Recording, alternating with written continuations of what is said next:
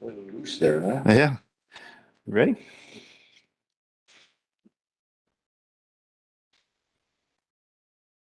Like to call this meeting to order, a meeting of the Plan Commission, actually a special meeting of the Plan Commission on Monday, August 22nd at 6:30 PM in the Germantown Village Hall Boardroom, and also can be accessed via WebEx.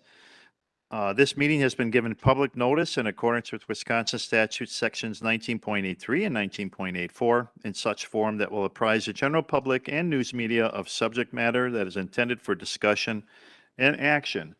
Roll call shows all board members present except for Mr. Williams and Mr. Shadid, both who are excused.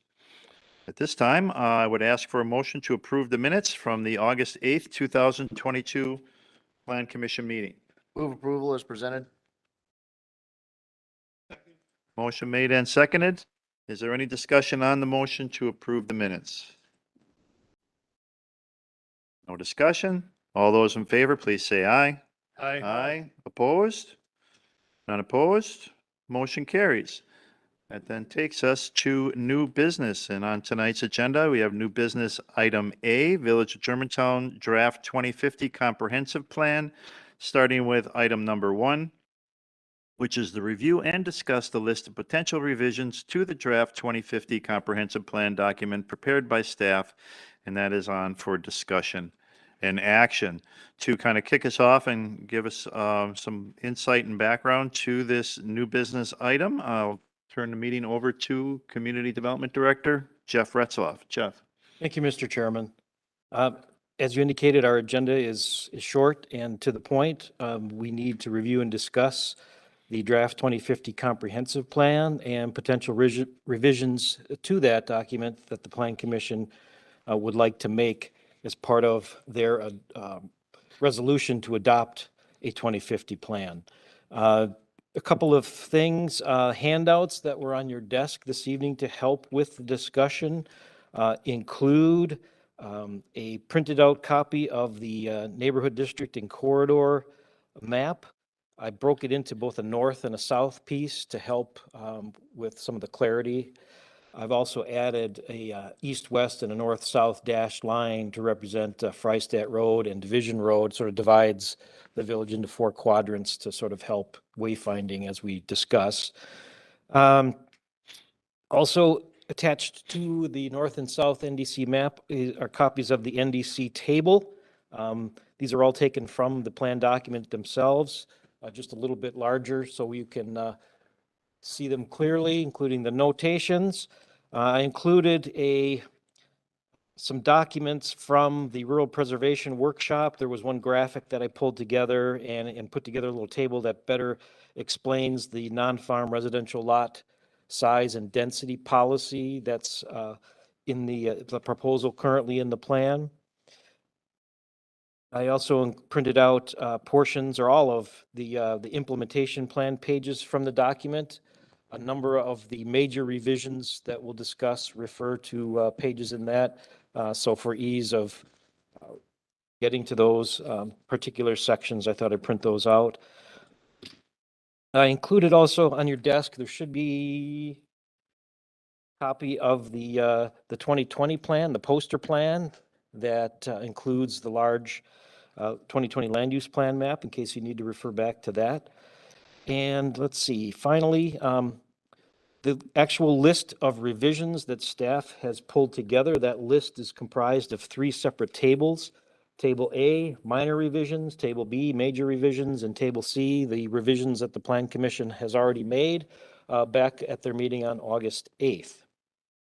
And the last item is a revised resolution, Plan Commission Resolution -02 2022. I simply added some dates noting the public hearing date and also the date of the document, the June 25th, 2022 document date for the plan for clarity. And also set up just an attachment to that so we can more easily add the revisions if you want to make more revisions to the document, include those as an attachment to the resolution. So with that said, The first item to review and discuss the list of potential revisions that staff has pulled together. As I mentioned in one of the emails that I sent out with the cover sheet with the attachments back on the 12th, staff went through comments that have been received, including the items presented on our social pinpoint website, our mapping website, public hearing comments, comments from the workshop, written comments that were distributed, comments that we had in our own notes, comments that frankly we recollect having conversations with during the workshop, and effectively boiled them all down into a series of suggested or recommended revisions to the document. The minor ones, Table A, are intended to address internal consistency issues, improve and update the content, clarify the intent of what might have been, what is trying to be said, the accuracy of some of the data, and even some formatting and grammatical changes. As I indicated in my cover email, I frankly, while there are quite a number of these, if you read through any of them, frankly, they're sort of what I would categorize as no-brainer type revisions that really could be made.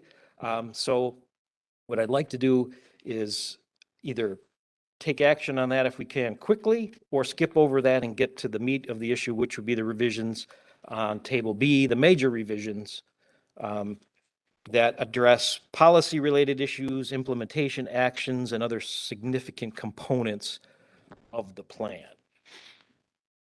And then finally, the Table C, the changes you made. I did want to bring up one item related to that, but we'll get to that later when we discuss Table C. Would the appropriate motion be to accept Table A in its entirety, items 1 through 78 as presented? Yes. You could do you could that. do that. Have you read through them all? Oh, of course you have. Yeah, I got stuff marked up, but it's nothing that I I mean, a lot of it, some of it's, I'm sure that they've looked at it, and anything that's, call it spelling, they're going to be going through, and they have this information, so they'll make that change to the plan in regards to any type of grammar or spelling errors. Yeah. There are some questions that I have in regards to if you're going to take that blanket statement of 1 through 78, item 68, add Germantown School District to key leadership list on page 184, 186, 192, and 194. Now, is that in regards to this 2050 plan, or is that just in regards to planning overall? Because they don't have a seat at the planning commission. As you will note in the implementation plan, we have added some language under one of the objectives, and I can quickly get to that.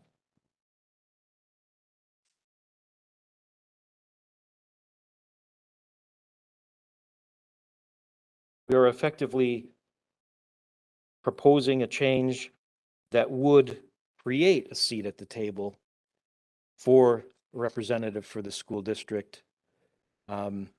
I guess the term I would use is an ex officio or a non-voting member, but a position nonetheless for a school district representative to sit here with the Plan Commission and be part of the discussion, share information going forward, But would not be part of the vote? but would not be part of the vote. specifically, what line item is that? 68, item number 68, page, it references page 184. In the Yeah. Table A. Yeah, we're on table A. There's a couple of references to it throughout. But if that's the plan, if that would be instituted, when would that start? I mean, are you looking to start that after the first of the year, after the next election cycle? I mean, what would be our time frame? As part of the implementation, once the plan is adopted, if you look on page 191 of the implementation plan sheets, the last objective is to improve coordination between the Village of Germantown and the Germantown School District related to future residential development, school district capacity, and necessary improvements to facilities. As an ongoing priority, potential action step, consider creating an advisory position on the Village Plan Commission for a representative of the school district. So we could consider that right away. Okay. In that's fact, under- you know, That's on the major, or is that also in the minor? it's already in the implementation plan, so it's not a change per se or Mhm. proposed revision. It's already proposed in the plan. Okay. What we've done with that comment that you brought up is simply to add the school district in each of the various chapters of the implementation plan that has a key leadership list to include them in the appropriate ones. Okay. So was that a motion that you made, trustee Moe? Or just a statement? Just a statement to start out to find if I'm making the right type of motion. It's much like, village board meeting when we go through the first part of Consent agenda? set agenda. That we just put them all in there as one, and if somebody wants to pull something out, you would ask for that number to be pulled out of that motion. And then we can pull out whatever numbers you want. So, in that vein, I will make that a motion to approve table A, minor revisions, items 1 through 78 as presented. And if you want to talk about something, just say, I want to remove this number from that. I guess I'm not following that. Basically, he's given a blanket motion to everything that's listed on 1 through 78 that he's looking to incorporate into the 2050 plan. All recommendations as listed. This whole thing, I'll second that. whole packet. If you wanted to pull something out and talk about it, make a motion to pull item 32. So I'll second the motion, and I would like to hold item for further discussion. Which one? 52. Okay.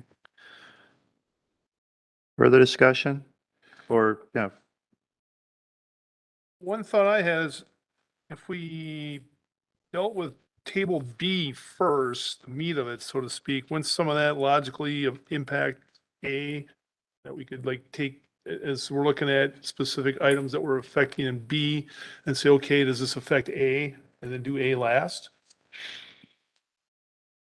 Because like the school board one, I had some questions about, I guess it implies the communication today isn't very good or whatever. Then I don't know what we're doing today to communicate with the school district, the school board. Maybe we don't need to do that because I don't really know what we do today. So I just had, questions about whether the necessity of that or not, because it's a public meeting, there's minutes, et cetera. Maybe they don't want to participate. I don't know. When I was on Park and Rec, we did have a school district representative at Park, and it was useful, right? But I think maybe there's tighter integration with the school district and the Park and Rec. yeah, because of Department here the versus facility there. use. Single family apartments only come up, I don't know, a couple times a year, it seems like, right? That would really impact the school district. A lot of it might just be stuff that they're like, we're not interested in, or maybe this attends sporadically. I don't know, make it an open invitation, but Well, one of the things I've heard is that members of the school board are interested in knowing as time goes on, when and where is new development, particularly residential, going to occur, so that they can factor that into their facility plans. During this process, and again recently, we've reached out to the school district asking for information, and they're pulling that information together. So presumably we'll have something at some point. We don't necessarily need to stop the train to add that at this point, but going forward, we need to take that into consideration. That's my position. But to respond to your question, I think the intention is to create a tighter relationship that doesn't exist today. sure. And so again, it's presented in a way, currently, the quote unquote staff plan, the implementation part of that, basically says we need to tighten up that relationship, and here's something that, might get things started, and that is to consider creating a position on the plan commission.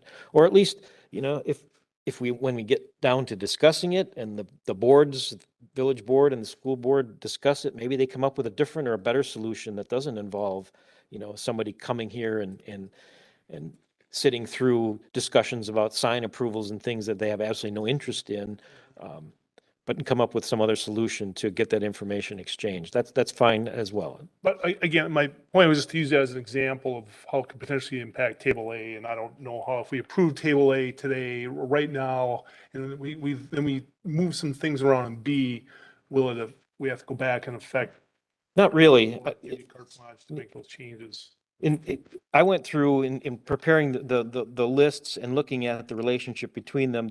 There's only one, frankly, where there's a direct connection between table A and table B, and that's table A number 73, where there was an intention to assign a different priority to that particular objective and action E on page 193 from 5 to 10 years to 1 to 3 years, making it a higher priority. And that was a staff item that we caught. Now, that relates to major revision number 15, which is a broader suggested revision based on public comment to change basically all of the priority levels from where they currently are to one level sooner. So what was 5 to 10 would now be 3 to 5. What was 3 to 5 would be 1 to 3. And the longest term, what was 10 to 20, is now 5 to 10. And it actually makes a lot more sense in that regard, because if you're going to be following through and revising your plan every 10 years with a major change or revision, then it would make sense that you've tried to identify or deal with all of those objectives and action steps before you get to that point. Otherwise, why have them in here if you don't intend to do them until after the next plan revision? So again, that's the only two minor major items that sort of connect.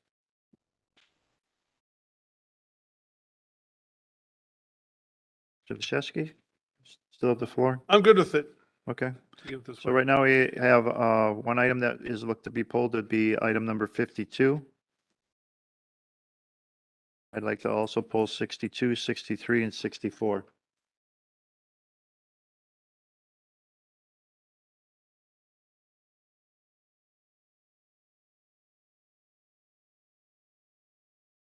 '62. Right. So you got 52, 62, 63, and 64. Any further discussion?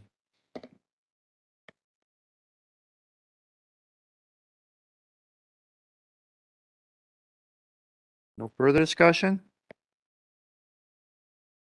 All those in favor, please say aye. Aye. Opposed? Not opposed? Motion carries. Item 52, Mr. Nilles. Thank you. I am wondering, I have a couple of angles on this particular item. The high housing value comment, moving that from a weakness to a strength. How does that compare with the next generation housing comment that was brought up? Or are those in line with each other? If we're saying that the housing values, high housing values is a strength, and yet we want to institute some sort of NGH, next generation housing?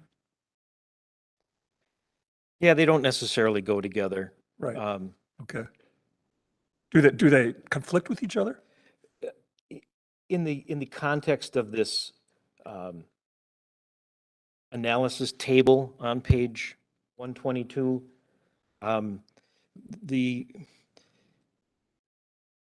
the comment that was made at the public, I believe it was the open house. It was a public comment. In fact, we got something in writing too. Somebody suggesting that high housing values was in fact a strength.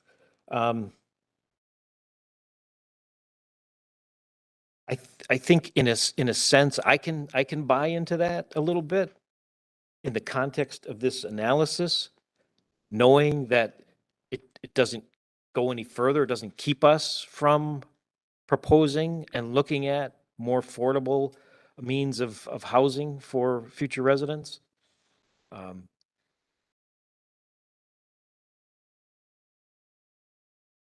Again, it's a minor Right. change that frankly, I think you could go either way on.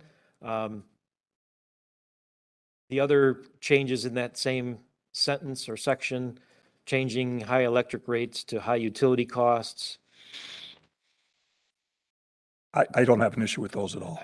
Yeah, And I don't have a strong opinion about this particular item. It's just, I guess I just didn't want us to set up a false expectation about next generation housing. If that's what we're going to be looking at according to the implementation plan. right. So if, I guess I'll leave it up to your opinion. If you don't think that's going to cause an issue moving forward, I'm okay with it. I don't think so. I think it's, it certainly is a reality that we're dealing with. Right. Okay. Do you have other weaknesses you would put in there? Having a village with one weakness, boy, we are good. If we want to dwell on it, I'm sure we can come up with more. I'll leave it to staff to implement. So 52 stays? I guess I'm comfortable with that if staff is. Do you want to make a motion to include that? Because it was removed out of the original motion as being acceptable as part of the list. I guess I'll move to include it as part of the original list. Second, Motion made and seconded. Discussion? No discussion? All those in favor, please say aye. Aye. Opposed? Not opposed? Motion carries. Next item, 62, Village Community Services Public Library, supplement information to update status of developing a 5-year strategic plan and library expansion. Is there a 5-year plan now that gives you a record of what you could put in there? I mean, doesn't it need to be, if there is, approved by the village board and supported? It's being developed right now. We were called out by a member of the public saying we didn't adequately address or include enough information about the library, including the fact that they're in the process of developing their 5-year strategic plan. So the thought was we'd, as we're going through and trying to clarify and update some of this information, since some of it is a little old, then why not bring us up to date since we know now that they're developing a 5-year plan? The thought wasn't to include the details of that, Just to make a mention of just it? to mention it. Yeah. do you mention the DPW, the police station, the fire station, all the other buildings that we have put on our agenda for upgrading? Well, number Within 63. the 2050 plan. Yeah. Well, 63 Just staffing. is staffing, and that's budgetary to me. If you were looking at, if it had a similar statement where there was a 5-year or 7-year plan of a public safety building or something to do with a public safety facility, then I would then I don't think, I think it would fit into this 2050 plan, but if it's staffing, that's budgetary. Right. I understand what you're saying. It's simply, again, an effort to provide up-to-date information in response to one of the many weaknesses in the planning statute and the data requirements that you're supposed to pull together, information that frankly, the day after you put it in the plan, it's outdated. This was again in response to some public commentary that, there was some employee staff shortages brought up in a recent public, I forget what, public safety committee meeting. With that said, the intention is to point that out. There are in the implementation section, discussion about an objective to see if I can pull it out before I speak out of turn. I mean, if you want to do updates, even on a 2020 plan, at the time that it was devised, I don't think anybody even had an idea that we'd be going to a full-time, 24 hours, 7 days a week fire department when everything was on call, when that plan was developed. Right. No one foresee, the future far enough to know that we would have a full-time fire service and paramedics available. So to add this to it, to say, well, there's reasons for current staffing shortages, again, that's addressed by the budget and the village board. It doesn't really come into a planning document. Well, let me say this, that it relates to, item number 19 in table B.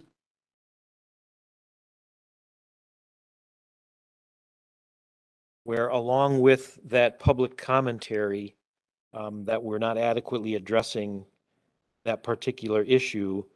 Number 19 in the major list, also in the implementation plan on page 191, is a suggestion to revise objective 1 to add an additional action step that would coordinate with key leadership on at least an annual basis to assess current community service, facility and staff needs, capacity and/or levels of service for use in developing and maintaining annual and 5-year capital facility, service and staff planning and budgeting. It's sort of a acknowledgement of what you already do. Right. So are you saying that encompasses that, or it supplements it? It sort of lays the groundwork for it, if you will. So in order to have major, in table B, to have that point there, then you require item 63 in table A? I don't know that you require it, but let's put it this way, I felt more comfortable including it. Because if I didn't, and frankly, you might ask me, well, why are we revising this objective to do what I think we already do? And my answer is, well, because we've heard recently that there's some issues. And we're supposed to provide that information as part of the plan. Okay. So Well, again, it may be a stretch, but if you don't want to include it, then don't include it. Okay. Then item 64, verify with Germantown School District includes statement regarding the apparent concern that district does not have adequate facility capacity to accommodate additional students. Verify at what levels if possible, and as a result, does not support future residential development of single-family and multifamily residential dwellings within the village. That seems to change yearly. Well, and, as part of our public hearing comments, we had a number of individuals come forward, and not just at that point, but in previous workshops, essentially espousing that the school district does not have facility capacity to handle any more students. Well, let's verify that. Yeah. Again, like I mentioned earlier, we've reached out to the school district asking for that information, and Sure. they're pulling it together. Right, but there was also, when we were looking at the Kinderberg Estates, in the Plan Commission, the school came forward and talked to us in regards of why they needed that to be residentials because of the need in the schools to add, children to the classrooms and to help them on the budgetary side of that. And that was probably within a year or so after what we're hearing now today. So it can change, and from what we've seen from the studies, going forward, that the population of schools is projected to fall in the oncoming years and not increase. Right. So what is it? I mean, I've heard it on both sides and from school staff in this room. Yes, me too. And again, we've made another attempt to try and lay that issue to rest with information from the school district. And we've been told that they're pulling it together. Okay. Now, whether that is done in time where we can include that in the plan, I guess maybe that's the bigger issue. But it's on their court I now. mean, suffice to say, the information that I've received suggests they don't have that information right now. So, some of the statements that were made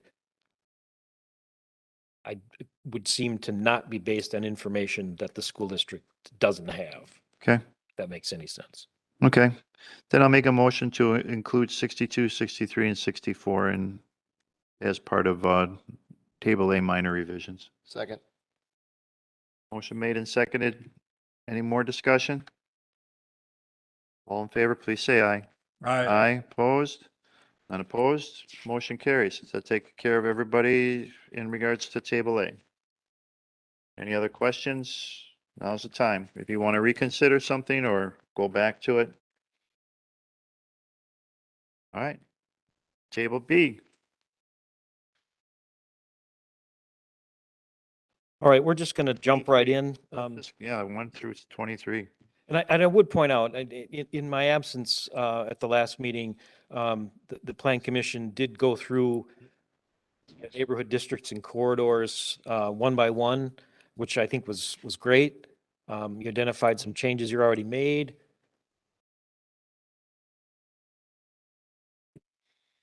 Go ahead. Go ahead.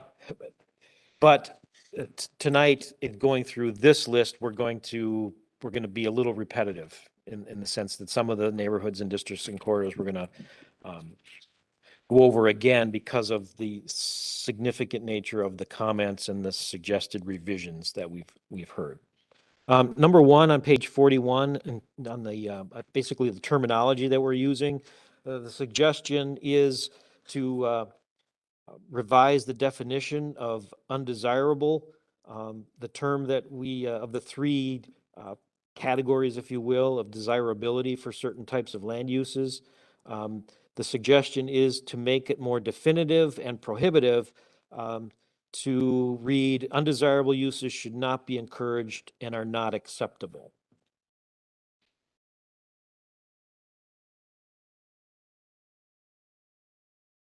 And that's the language change being requested? What about conditional use? Yes, that's the language that was suggested as part of a public comment. Let me point out, on the major list, Yeah. we're pulling this together based on comments that we've heard. Right. I'm These not don't looking necessarily at- reflect. I know. No, okay, I'm not, I don't want to, I'm not I'm looking not at- being defensive, but I'm sounding defensive. I know that. I'm not attacking you nor saying that these are all your ideas. Okay. I'm just asking questions. And if I sound like that is my tone, it is not meant so. No, I So don't, if I I'm don't not- take it that way at all. I just wanted to explain that in reviewing the comments, there were a lot of comments that were made that, were kind of like, yeah, that kind of makes sense. That's at least something we should debate and discuss Mhm. before we go ahead. Because if you recall, the intention is to move away from the 2020 land use plan map that is so locked down tight, definitive, parcel by parcel, this is what it is allowed to be and nothing else, to more flexibility in terms of what types, density of uses can locate in a particular area, in a particular neighborhood, not parcel by parcel necessarily, and then to attach some level of preference, if you will, to how that should be looked upon as we move forward and we receive presumably proposals for development in that area. So as Emily has up on the screen, that particular page, undesirable currently reads, these uses should not be encouraged, but may still be acceptable for the area under special circumstances. And arguably, a conditional use permit would be the mechanism to address those special circumstances. Mhm. As it would be in allowable. Yes. Does it make sense to add that language to that? No, I don't. I can only give you my opinion. I don't like this language. This language is harsh. It is definitive. Codes are to be a little broad, a little loose, open for interpretation to allow for creativity and interesting uses. You say it are not acceptable, you can't have them in there, that's too locked down.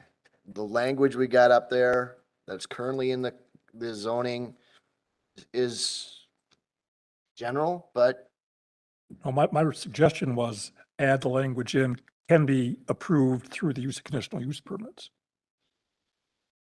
That's what I was suggesting. To the undesirable section. Right. If for those uses that are not desirable, but are allowable and, Well, and frankly, we could be coming up, I mean, plan development district could be Well, another tool or mechanism to maybe just implement a general special sentence like, further permitting requirements or further, approval mechanisms or something like Yeah. that. Yeah, such as, but not limited to, Right, or something like that. I don't have a problem with that, but that's, I don't know if that would help, but I would generally not want to give them the roadmap there.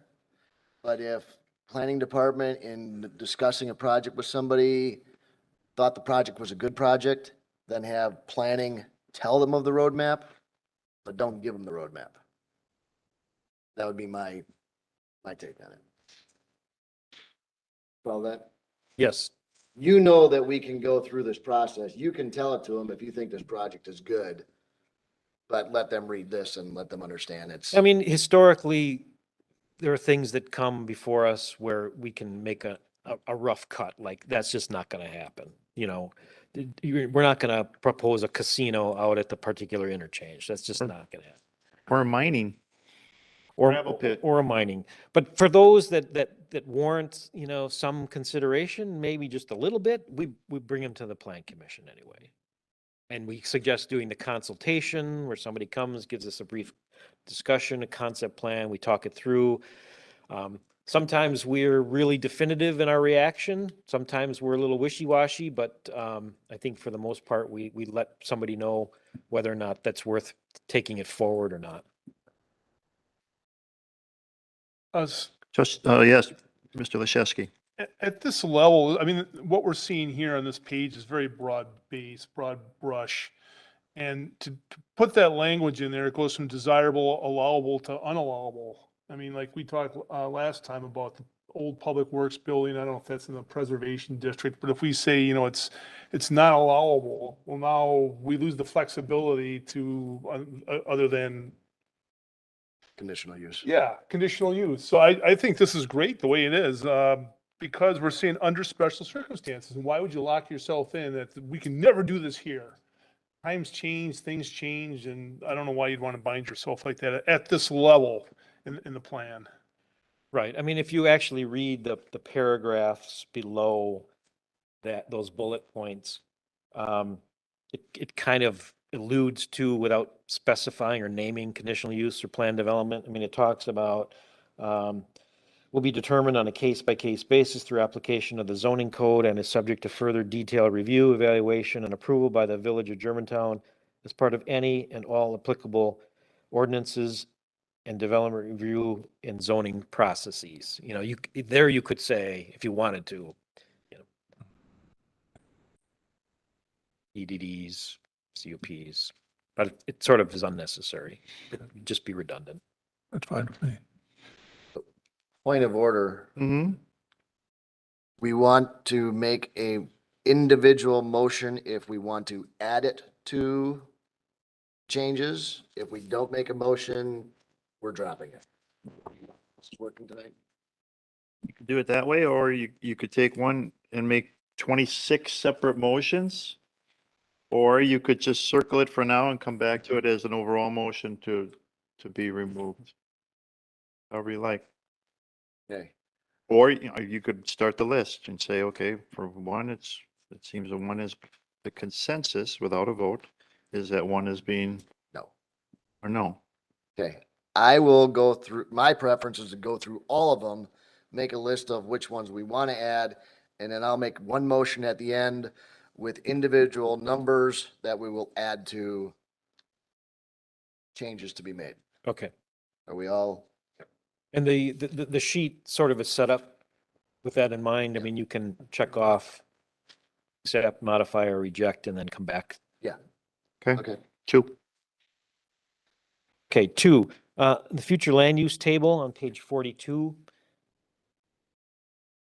To revise the future land use table and all other required profile tables to include institutional as an allowable use in all the NDCs. This came up in your discussion at the last meeting. Yeah. And I went back and listened to the tape, and, part of the dilemma is that unlike, I think, every other land use category in the table, institutional really cuts across all types of uses and all types of potential impacts, from a sewer plant, up to a park and everything in between, schools, DPW facilities, and what have you. I guess the comment, and I added this because to follow up on that conversation, maybe may formally make a decision. What do you want to do with institutional uses? Frankly, putting as an allowable use in all the districts kind of makes some sense. I thought the discussion that we had last meeting was that it could be done via the conditional use process into every district. You could do it that way too, I guess. Right now, it's undesirable and all.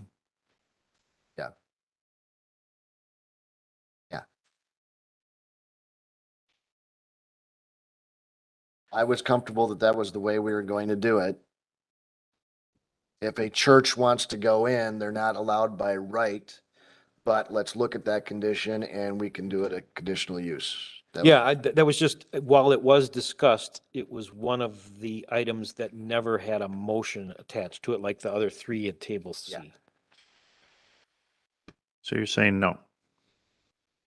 Remove it. So this Mr. one would Leshevsky. be another rejection. Well, if you take a look at some of the established neighborhoods, I'm saying we should not include this because like Sunbury, Downs, Treetops is all residential. So if we're saying we're gonna destroy 12 houses and put up a new house of corrections or something, I'd say no, it's undesirable, right? Yeah, we could do it through that process if it makes sense, but today it's undesirable. So in some of the lesser developed areas, it's allowable. But in some of these, I would say why even say it's allowable? Because right now it would just put everybody out with pitchforks. Yeah. Right. I was comfortable with using the Okay. conditional use process to get those. That's also a worst case scenario in regards to institutional, because if, let's say you would need a pumping station in order to supplement a part of a neighborhood or a future development that's near a neighborhood, that would be an institutional development. And are you saying that it's undesirable, or it would have to go through a conditional use process? If it would be in a If it needed neighborhood. a And that separate could be a lift parcel, station. More often than not, it was that, that's going to be, well, I guess Goldendale Road is a good example where we do have that pumping station. We created a 1 acre parcel and we rezoned it and it's institutional. And that would be a special circumstance that just fits that undesirable category that, in special circumstances, it makes sense to do that. Right. But generally, it would be undesirable. Okay. So the consensus is to remove. Correct. Number 3. So we're 0 for 2. Number 3, page 82, the future land use. This is for the Isabel Farms neighborhood. At the public hearing, one of the public comments that we received from a property owner was to effectively change the whatever it took to provide or create. Do you have that graphic? I had it kind of late This in one, the isn't it? list. This is for the Kazmerzak property in the southeast corner of Goldendale and Holy Hill. Yes. Got that. That was the graphic that was handed out as part of the public comment that was made. I'm just going to read what I have here because it requires all the changes. A section text, map, and table on pages 82 and 83, table 5.1, map 5.2, and map 5.3, to change the northerly 1/2 of the 95-acre property owned by Kazmerzak to allow mixed-use commercial and residential uses within the framework of the NDC approach. This would necessitate removing this area from Isabel Farms neighborhood and either adding it to the abutting Holy Hill Gateway District or creating a separate district, much like the Freistadt District. Another approach would be to change the land use preference for residential 2 and 4 family and mixed-use commercial from undesirable to acceptable in the Isabel Farms District, and somehow specify only applicable to the northerly one half of this property. So you understand what I'm saying is if we're gonna change this to include commercial, to make it cleaner in the overall context of what we're doing with every other area, we would essentially create a new district for this northerly half of the property, or attach it to the Holy Hill Gateway District in some fashion. Or frankly, any other way you want to approach it, if you would prefer, if you are actually want to do this. I'm done. Oh, I see. Trustee Ball? So my thought process that night was hearing that we don't want to put things in by right. We want to see a development, see how wonderful that development can be, even though it's contrary to what is allowable, and then bring it in as a conditional use. What's that look for? So coming out of that, I thought, okay, if somebody wants to propose something other than single-family residential, which is what is desirable in there, residential, single-family, open space, or agricultural hobby farms. If somebody wanted to bring something else forward on this property, because you are right next to an industrial park, you're right kitty corner from Dog Food Factory, whatever the company's name is.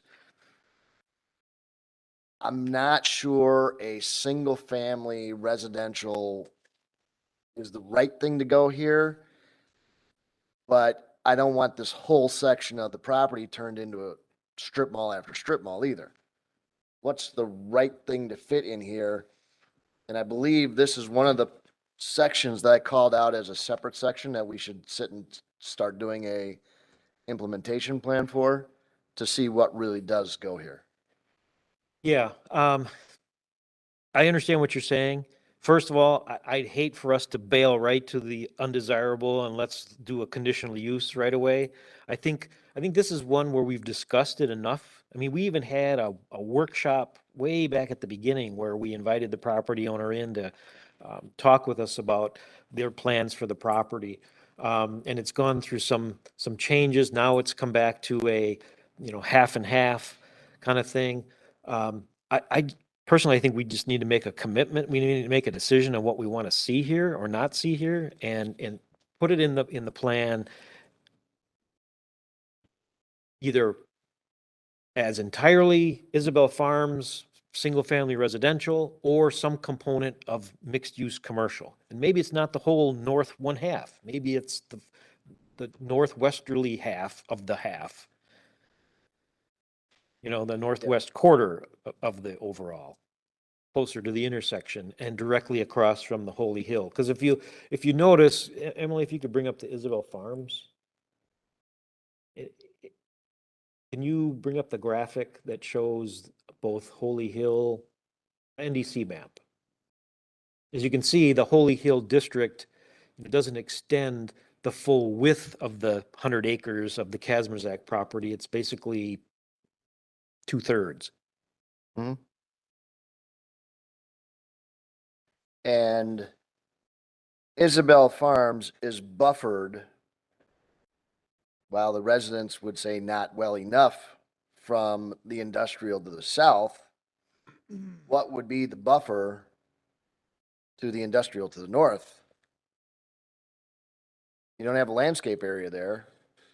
I would want a higher density, some taller buildings, apartment buildings, multifamily, to block some view, block some light, block some sound. But is that what we want to put in this district? Right. Well, if we go back and we look at the Holy Hill Gateway District pages, we talk in there about creating the design guidelines, and also we're adding some policy, I think, that talks about creating a buffer area around the perimeter of that. Yeah.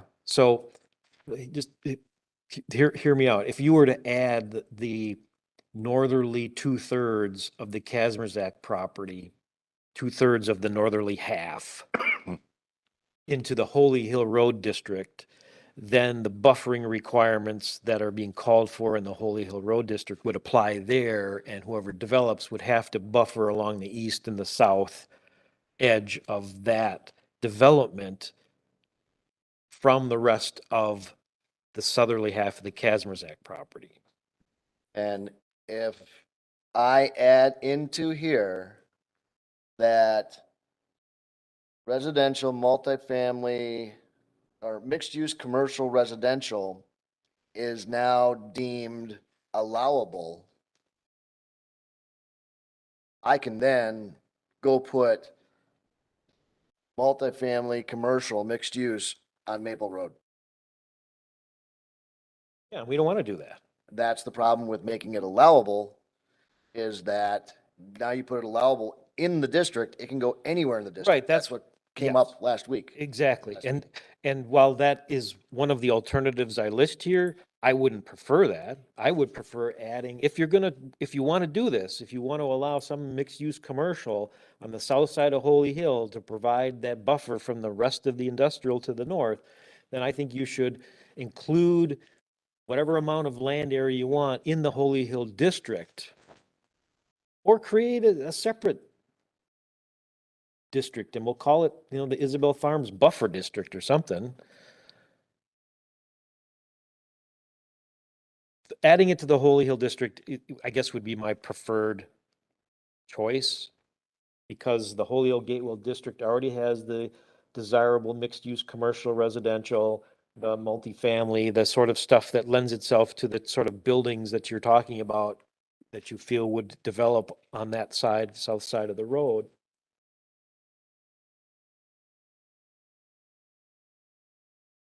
So with that statement, you're in agreement with what it's saying.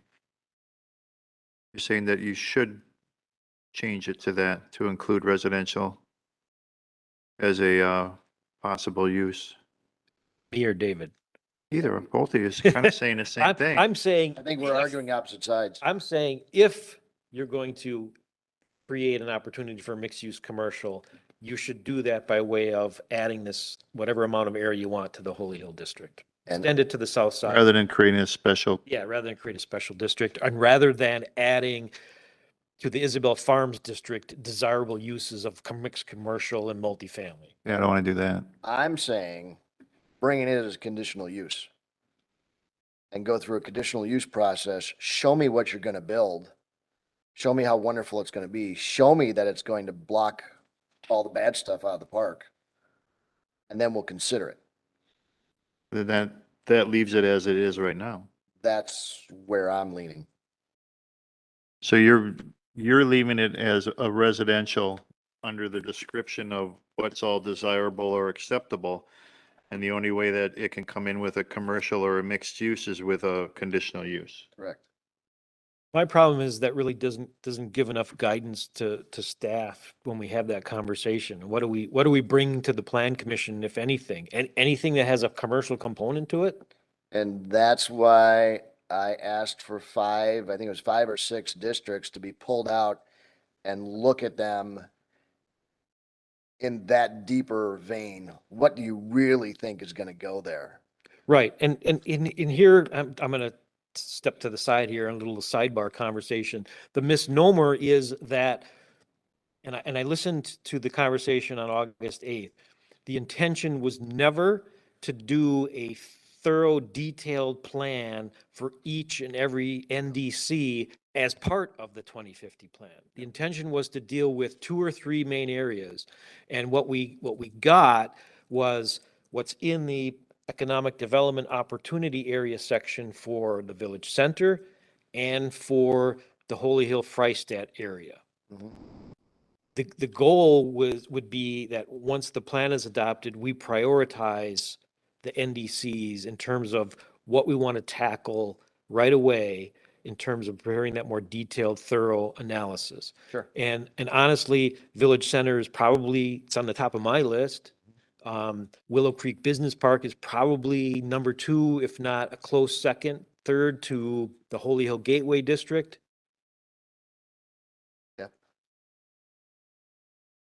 I, And then Freistadt would be probably 3 or 4, depending upon ultimately what happens with the Litchfield. referendum.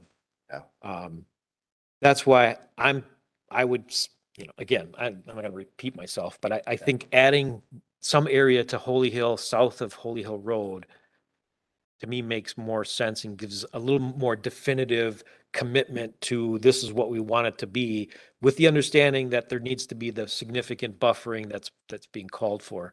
What page is Holy Hill Gateway District on? That is on 94. Or,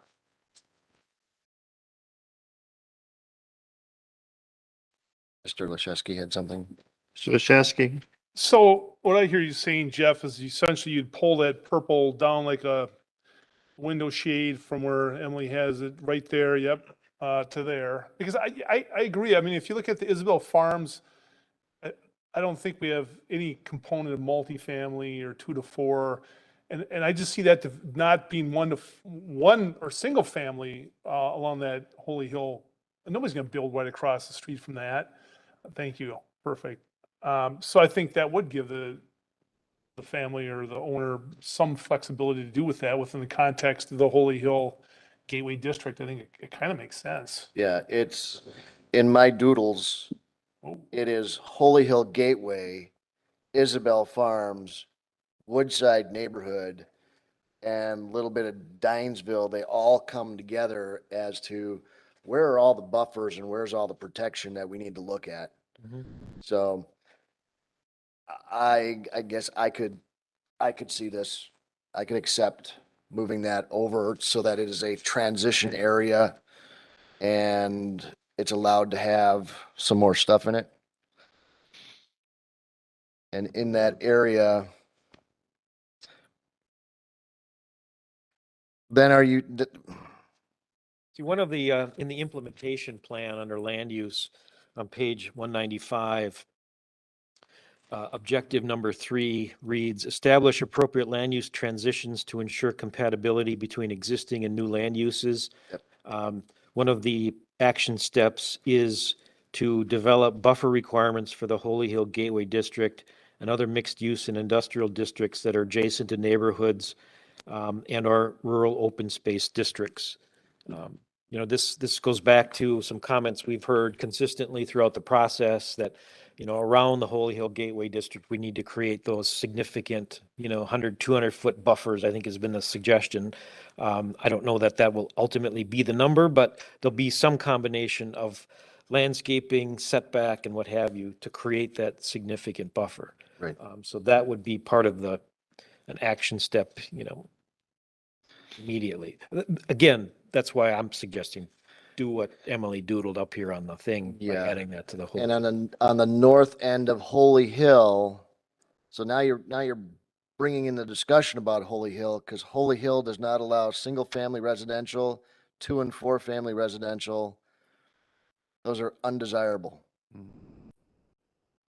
And if you wanted to go up to the Woodside and extend Woodside west, which is what we had talked about last week on the 8th, Yeah, I want to talk to you about that. okay? And I mean, I don't want to sidetrack you. Yeah, let's stay with this one. Okay. So I will go along with your comments here, and I would say, let's go ahead and accept number 3 and make those changes. So how much? Just as they proposed? The whole north half? I would go with what Emily has there. So it's a modification to that. Yeah. Whatever's green should go to purple there. So it's like the westerly 2/3 of that property or Yeah. the head.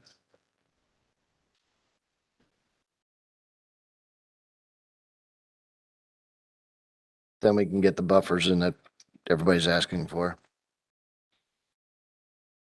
Since we're on that, can I jump to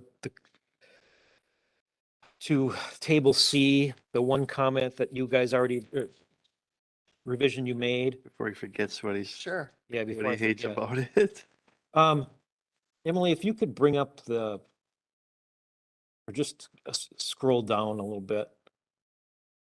So at the meeting on August 8th, the Plan Commission acted to expand the Rural Preservation District with that box, dropping that into the green. Yeah. Could you bring up the aerial of that area? Well, the reason that we showed the purple butting up against the green in that particular location, right there, and the red line sort of obstructs a little bit of it, but that particular property line is really relatively low. As you move from south to north across that property, the topography, it goes from flat and it drops off to a point where the trees, right where Emily is showing, is almost like a navigable waterway. It's like an intermittent stream that runs through there, along with an established tree line. So the thought was that that already lends itself to being part of that buffer between the purple industrial south of the red line to the town of Germantown and the rural preservation area that would be to the north of that. And so I just wanted to bring that to your attention. And that was the thought that went in behind that, that there's already some buffer started. By moving that red line across to where you did, now you're sort of at a point where if there's development there, it's got to recreate or create a new buffer and can't take advantage of the fact there's already an environmental corridor and buffer that started already just, 600 feet to the north. Okay. So I just throw that out there because if I were here at the time, I would have brought that to your attention in an effort to influence you to not do what you did. To be honest, What item number is that on my chart here? it's on table C, number 2. 2? Beaker Hill neighborhood? No. Well, it would be, yeah. Number 3, I'm Number sorry, 3. number 3. That's what I thought. Sorry. I don't think that was my push to do that, so I just agreed to it because somebody mentioned it and Well, if you want, we can come back. We can Yep, come let's back. come back to it. 4. All right, number 4. On page 88, future land use, the Willow Creek Business Park. Revised text, map, and tables to remove commercial node at the County Line Lannon Road intersection. That's one suggested change. Second is to change the boundary to remove the land abutting Lannon and County Line roads from the district and add them to the Amy Bell neighborhood so as to only allow low-density residential uses. Or not change the boundary, but revise the list of uses to only allow residential development and specify what parcels should be excluded from the total area deemed acceptable for industrial development to the north. This really is sort of a way to jump into what are we going to do with the Willow Creek Business Park with respect to the land abutting County Line and Lannon, given all that we've heard and been through so far with the proposal that's come and gone and likely to come back again someday. The, Szeliszewski. where is it here? The very old master plan, I mean, it had that as industrial and commercial going back, what, 20 years? So aren't we kind of doing a bait and switch on the folks that say live in that area, but what the planning's been for 20 years for that area? Well, I wouldn't call it bait and switch. There's no vested right to what the plan says. It doesn't bestow any rights for land use going down the road. Only zoning, adopted zoning that does that or has that effect, frankly. True, but But I understand what you're saying. But then again, look at the plan. You know, it listed commercial, you know, I don't have a problem moving to commercial because we know where commercial stops in that area. And I wouldn't extend it down to Lannon Road. I would keep it wherever it is to this point and not any further west. so, Same thing on Appleton Avenue. so is it fair to say that the commercial node that shows there now, that's something you want to get rid of? Today, I do not see commercial being built. The only possible place I see commercial possibly, but I think it's already in an acceptable, is that Lannon Mequon Road corridor, that a deeper color. That I could see some commercial on that corner of Lannon and Appleton Avenue. But that's already slotted for it. Exactly. But I don't see, where Walmart is or where the carpet store is, I don't see commercial further north up Appleton Avenue. Nor do I see it further west on County Line. It stops on its own. Especially on County Line. We know where the line is there. Yeah, And you get into the environmental stuff that wraps around, cuts across that back road into Walmart and But then you you're also see the the energy. struggle of the commercial corridor that it's at the very end of that stretch. And how they struggle to keep buildings and part of each of those two developments full. They can't. In fact, one has only got like Sally Beauty. I think that's the only one that's left. Right. But what, do you believe in gateways to the community? Welcome to Germantown. Is Lannon and County Line Road a gateway to our community? I think so. So should there be a statement there that this is the entrance to something? Whether you're coming from the west on County Line or you're coming from the south on Lannon. Driving into a single-family subdivision doesn't say gateway to me. Having a more prominent building on that corner, prominent development on that corner says gateway to me. Where we have the commercial node shown there, which is no longer a commercial node. I believe we took that out, did we not? Mm-hmm. Well, we're Not talking about it right officially. now. Okay. Officially, we need to make that decision. Is that really a statement building?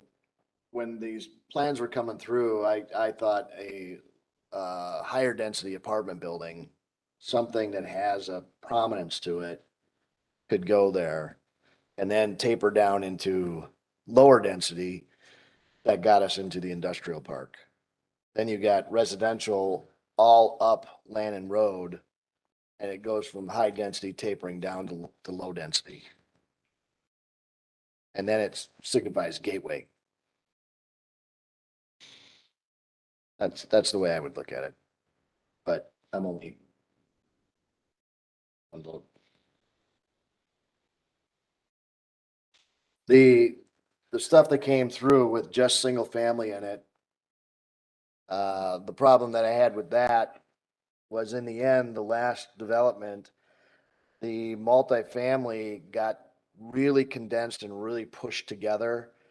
And then you put a large road to bring all the trucks through right next to a single family residential, which just didn't work.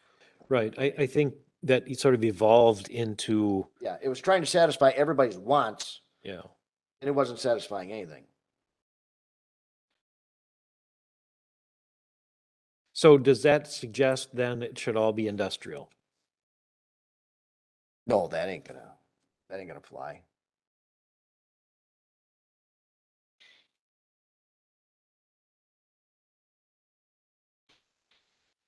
So where do you cut it? Can you bring up the aerial? You know, one of the thoughts was in discussing that was to bring a road, drop a road from Appleton at its intersection with the Willow Creek Parkway. Yep. And swing that southwesterly and then essentially down right into that parcel to serve industrial development. And that would be the right way to go there. And then what do you do with all the stuff on the south, Well, south of there? Right now, those first 240s and that roughly 2015 to the east, so we're under 100 acres for the, call it the west half of the Willow Creek Business Park. Mhm. What do you do with the balance of the land, which is effectively all the land that was subject to the mixed-use development proposal from Fiduciary and Dickman?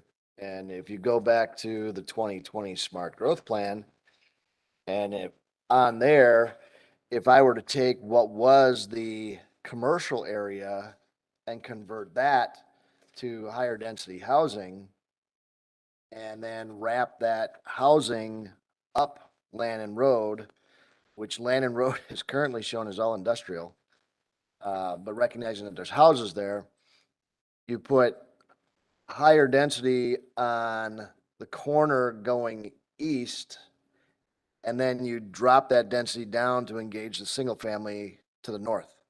And then this back area allows you to do a little bit more industrial, but it's buffered by the apartment buildings to the people on the south. And you're gonna have to put a big tree buffer on the west end to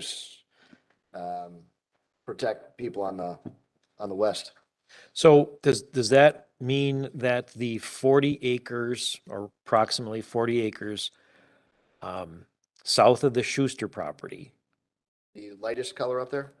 yes, immediately south of that Okay, piece right piece there, you're saying half of that, the south half of that would be residential and the north half would be industrial? Higher density residential. With that big power plant. That's why you have to go with higher density. Nobody's gonna build single family homes next to a power plant. But somebody will build an apartment building because somebody needs a lower cost housing alternative. So then the industrial component would all be serviced from the north by essentially a cul-de-sac. Yeah. And however that's divided up, because Right now, it's not in play. Yeah, that's the way I envisioned this when I saw the original plan. I didn't see roads coming in off of any other road. I saw it all coming off of Appleton, going to the roundabout and hitting the interstate. yeah, I think in reviewing the proposal from Fiduciary and Dickman, we can now see that roads going to Lannon and or county line to serve the industrial, it only works if it's all industrial. Mhm. That's not going to work. And these are major arteries. They are going to be busy. I listen to the concerns of the residents, but these are already 4-lane roads. They are designed to handle a lot more traffic.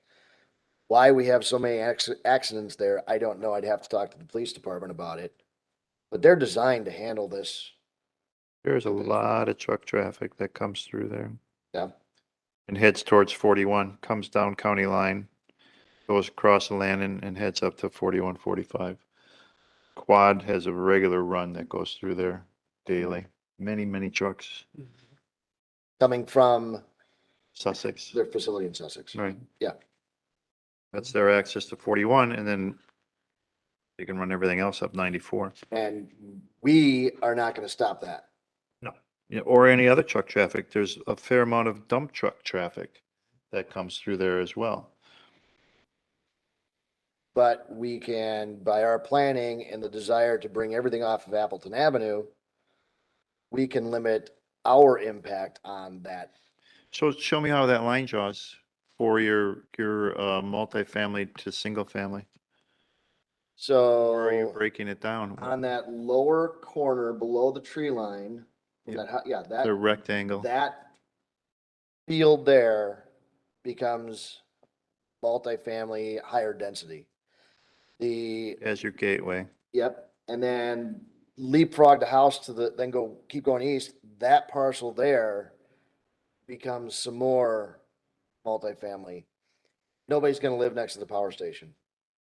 Then go back over to Landon Road, above that tree line, you start having single-family homes up in there, but the back half of this has to be a dense, between that and the industrial, along that tree line up, vertical and, yeah, that has to be a denser tree line to protect whatever single family goes on Landon Road.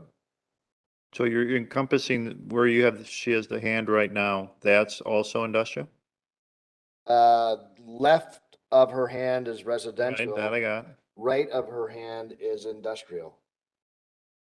Top half of that 40 acres is industrial, the bottom half is residential. High density So- residential. So then do I think it needs to be. we break that out as a separate neighborhood? Like the Lannon dash county line neighborhood? Um, if you wish, And give it what's written right now in the Willow Creek Business Well- Park. Sorry, No, go ahead. showed dwelling units, a maximum density of 2.9 units per acre on single family and 10 units per acre on multifamily. And the 2.9 is the equivalent of our RS5 district with 15,000 square foot lots. and what's 10 units per acre gonna get me? How many acres do I have there? I call it 20 acres. You could actually put 200 units of multifamily on that little corner. Is that what I'm? Yeah, And, you know, I get a nice little development. It could be some statement type of project. Fiduciary. It's not, fiduciary has some nice stuff. Yeah, I know. Yeah. My And kids if have they lived in could it. Put that there and it would be a pleasant architectural statement as opposed to 30 of the same building. And it discharges all of its people out at a certain point that is less impactful to the residents to the south. It wouldn't go to the west because it's too close to the corner. You're going to minimize, you do right in, right out there because I could see that happening. So I think we can minimize impacts of the residents to the south. But even if you left this at commercial, I could have a shopping center across from those houses and I'd have headlights in there 24/7. So I think there's, you know, recognizing their concerns. I think there's a better statement that could be done there. I think frankly, it would be easier for us to be able to address some of the negative impacts that are not traffic related through our classification and our zoning and ultimately our plan review and what we allow there. Because Lannon and County Line, the 4-lane intended to be, they're highways. It's already been put in motion that these roadways are going to carry a significant amount of traffic. In fact, some of the preliminary traffic study stuff that was done for the fiduciary project, you know, confirmed what we could predict, and that is in terms of volume, capacity, and level of service, those developments that were proposed wouldn't touch or reduce the quality of level of service for a 4-lane divided roadway. Now, yes, it will have an increased impact on the neighbors, but whether it's this development or others over time, the traffic is intended to be handled by these roads. Becomes single family in two? Yes. Here? Yes. Could you split that here? And then becomes industrial. No, that's industrial. I have it split already. This is what I envision. All this is industrial. This, bring that down. This is high density. I kind of went like that. Yeah. This is where I start the single family to go up to Okay. that single family. So that then becomes a separate district? I'm okay with that. So if we were to break that residential area out as a separate district, and assign it the residential densities and preferred land uses that were in the Willow Creek Business Park, that would be satisfactory. That would be the residential single family, residential multifamily, and senior as acceptable uses. Yes. And then do we convert the balance of the Willow Creek Business Park to effectively the same as the Germantown Business Park and the industrial parks, where the mixed-use commercial / industrial and industrial become desirable uses? And the single family and other residential gets dropped off. That's what I would do, yes.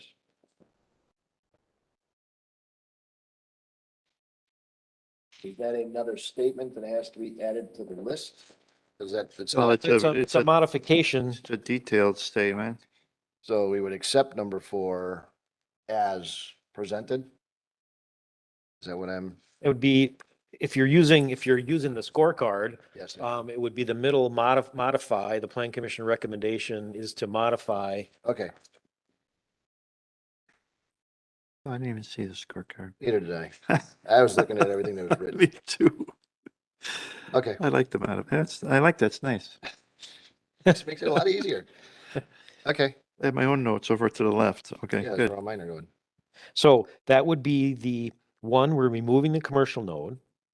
2, we're changing the boundary to remove land abutting Lannon and County Line Road from the district and creating a new Lannon-County Line neighborhood. Mhm. And we're restructuring the Willow Creek Business Park to delete the residential components as acceptable and desirable, and adding the industrial, mixed-use commercial and industrial as desirable uses. That's my recommendation. Okay. Everybody understand that? Right. It'll come from Appleton.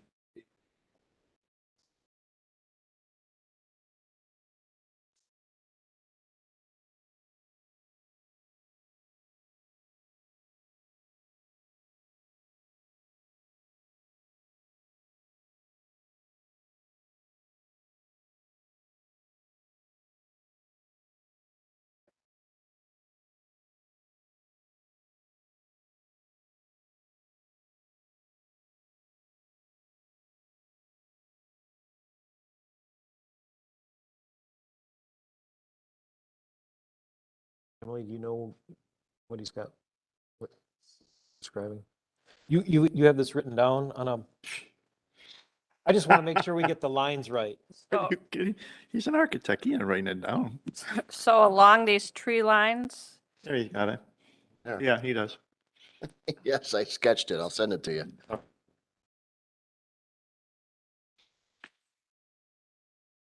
Okay. Enough of 4? Yes. 5. 5 on page 94 refers to the Holy Hill Gateway District. To page 94. Revise the text map and tables to, 1, reduce the overall area in the district by not expanding the current boundary under the 2020 plan north of Rockfield Road or east of Goldendale Road. I got and east of Goldendale Road, with the what would be the commensurate expansion of the Rural Preservation District or the Woodside, Dinesville, or Isabel Farm districts to fill in those spaces, and to create a 200-foot wide buffer requirement between these residential neighborhoods and the current industrial development south of Rockfield and west of Goldendale. That's coming from a number of public comments that we've heard, the workshops, the open house, public hearing, survey, et cetera. Essentially, now we're talking about what do we do with the Holy Hill Gateway District boundary in light of public opinion that it should be contracted to not extend beyond its current limits. Or some combination of that. Right, we did.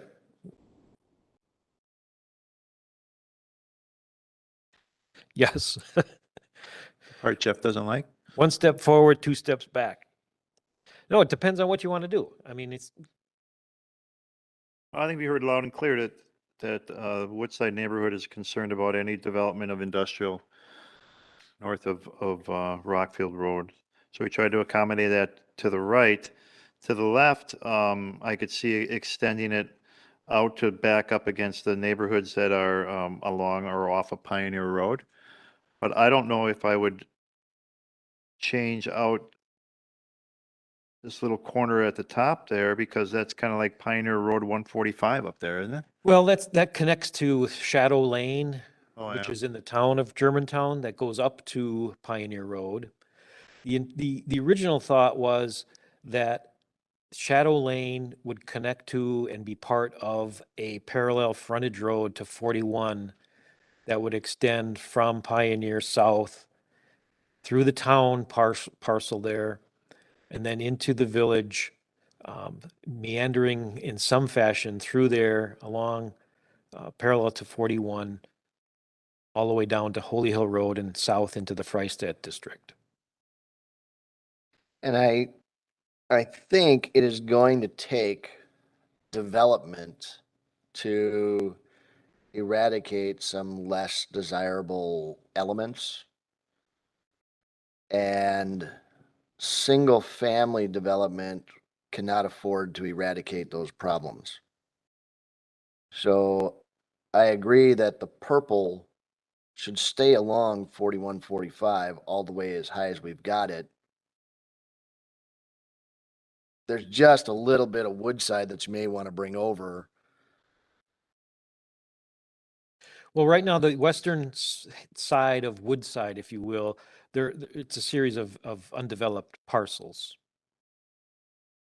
Not all of the Woodside neighborhood as shown on the NDC map is already developed. Oh, there's two there already. So there's some opportunity for, whatever happens there as part of the sort of expanded Woodside neighborhood to account for potential industrial to the west. And then, again, we're talking about an objective and action step to develop the buffering requirements around the perimeter of the Holy Hill Gateway District. So that would address buffering on the west side of the red line as it zigs and zags from north to south But if across I- Bonnywell. If I have, the 200-foot buffer is residential to industrial?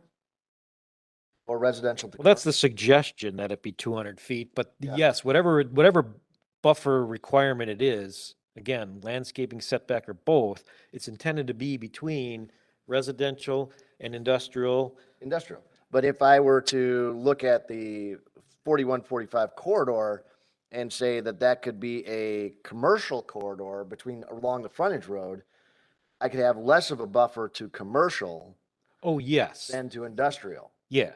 So that's what I'm saying is this tree line that is just on the west side of this farm field, the farm field that is just outside of the red line, or just inside the red line. No, to the west, up, there, down. Down there. Yeah. If that were to be brought into the Woodside neighborhood, then I have, again, part of a buffer already done. I just have to enhance that buffer. And it's a smaller buffer to a commercial zone along 4145 frontage road. Right. Emily, could you bring up page 136 in the plan? And this is a graphic that's figure 6.6 in the opportunity area section. It's the concept plan that the consultant put together for us for the Holy Hill and Freistadt areas. And it shows effectively what you just described.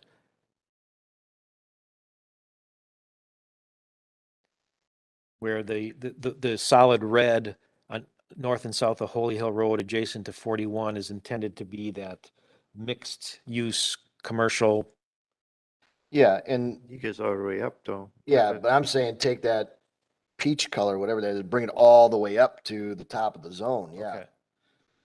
Sure. Yeah. And the lighter green is existing environmental corridor. And the darker green is intended to be the created buffer around the perimeter. So you can, And being pathways. yeah, that's the thought. So this is the sort of the start through the concept plan of that buffering around the perimeter of the Holy Hill. Yeah, and the District. question being, what is allowable on the north side of West Brockfield Road? You know, the way you've got these buildings put on there, I could put another 750,000 square foot Briggs and Stratton building. Two of them on the north of Rockfield Road. Well, the lighter brown was intended to be the light industrial, the warehousing uses. So yes, it would And what's be those the, larger buildings. The purple was intended to be the smaller size, smaller scale buildings, the business park, more office component. and I know the residents were pushing for houses north of Rockfield. And that's why that is not in the zone. And it is that space between Woodside neighborhood and Rockfield Road that really needs some special attention as to whatever's gonna be proposed there needs to be delicately done.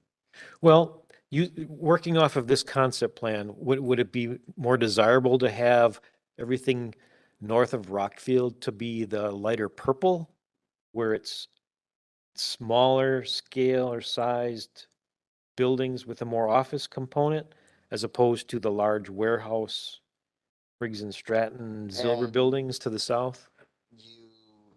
My recollection is rock is so shallow there, bedrock, you can't dig down in this area. Isn't that why all the residential failed? They couldn't put basements in. They couldn't get water up there. They couldn't. There were all kinds of things. I don't know. Oh, you're talking about Like the the Miracle Homes? Miracle Homes thing? Well, that was a commercial project. Yes, but we had two other residential developments that tried to come in here. And they couldn't afford getting the water up there. Couldn't afford to drill individual wells. Well, that's because of they needed that for the density they were proposing. Yeah. But there were all kinds of problems with putting residential in here. The rock issue is more isolated towards the Goldendale, Holy Hill, northwest area of that intersection. Okay. At one point we heard somebody describe the rock in there as like it's so pure that it's what do Yeah. you call it? The cocaine rock of, whatever. Limestone something or like that. whatever. I couldn't understand what he was saying, but that's the term he used. Like it was such a high quality grade And they were limestone. proposing a nice big hole there. Operation. Yep. Yep, that was a proposal at one point. It Didn't was. didn't go far. But that's, I could see some nicer, smaller industrial buildings there.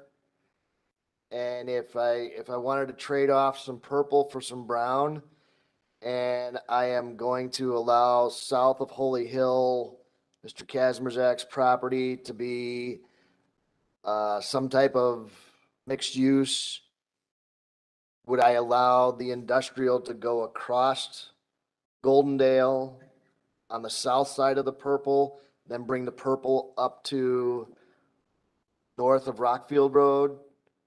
So that those are smaller, hopefully owner occupied, much like what's over at the business park on Mequon Road, the east end of that. Yeah, we could do that. I mean, at this point, if anything, we could change this concept plan to reflect some different colors, but ultimately, the more detailed plan we would be preparing would address those specific concerns. Right now, this particular revision speaks to the boundary of the Holy Hill Gateway District. Yep.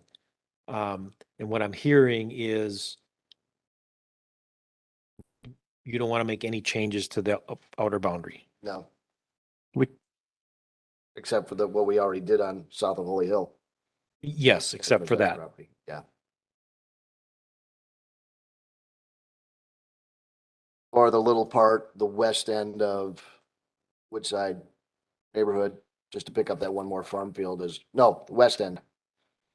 That, to pick up that farm field as residential, put it into Woodside.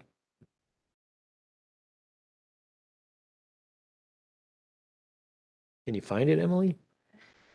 not that one. Yeah, that L-shaped parcel there. Yep. If you wanted to square that off and put that into Woodside, that would be the only thing I'd change. So modify. You know, the only issue with that is because of the environmental areas further to the west, finding a frontage road through there may be more challenging and difficult. And I know there's topography issues as you go to the east. So I guess there's not an ideal spot to run that north-south frontage road parallel to 41 through that area. And leaving that open field gives you an alternative. But Where's Pioneer Road there? the challenge is that that environmental stuff to the south of that open field, it's very steep, actually. The topography is kind of high. Pioneer Road, is that this road? No, that's Bonnywell. It's Bonnewell. There's a neighborhood off of Pioneer Road that runs into, off of the road that goes down to the tattoo parlor. Or what used to be the tattoo parlor. You mean the porn shop? I don't say that. I don't know where that is. Mel used to know where that was. Yeah. Shadow Lane. There's a subdivision that's in Yeah, the you can town sort of see it faintly. Yeah, in because Greenville. it's spread out. There's large acres in there. Yeah, it's all at least 5 or 10. At least 5 acres in the town of, I believe. Right. So you're not going to push it up into there at all. So you're going to be stopping above. And from what Jeff is saying, I don't think it works. What? The frontage road up to the top of that purple there. Well, I would get the frontage road up to Bonnywell.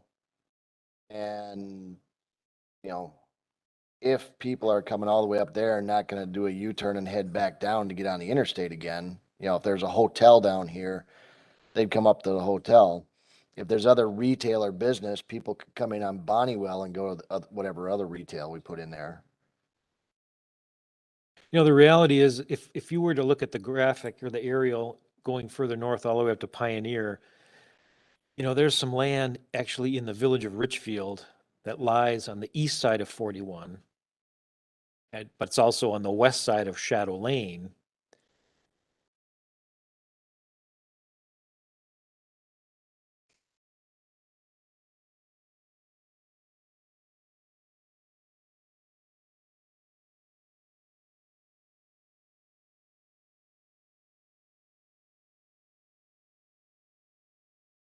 That ties into the business park of the sporting goods store. Yeah, I mean, you go all the way up there's a whole corridor there up to 145.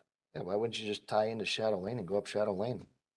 I mean, that was the thought that, Yeah. that when and if that frontage road ties into Shadow Lane or beforehand, those parcels are desirable for some future highway-oriented commercial development. Yeah. And I think the northerly one is for sale right now. It's been on the market for a while. Mhm. You know, that's not 5 years out, that's probably 20 years out or more, Mhm. but that was the thought, that would probably, that's not in the town of Germantown, that's in the village of Richfield, and would be developed for commercial uses as shown on their plan. Okay, so I won't make any changes. Accept it as is. Well, you made changes to Woodside neighborhood, Modified. modified. Okay, so the only boundary change to the Holy Hill Gateway District, there are two. One is the one we spoke of earlier, to expand it onto the Kazmierzak property. And the second one is to Expand expand Woodside. Woodside to Yeah. include that L-shaped piece right there that Emily's pointing at. Yes.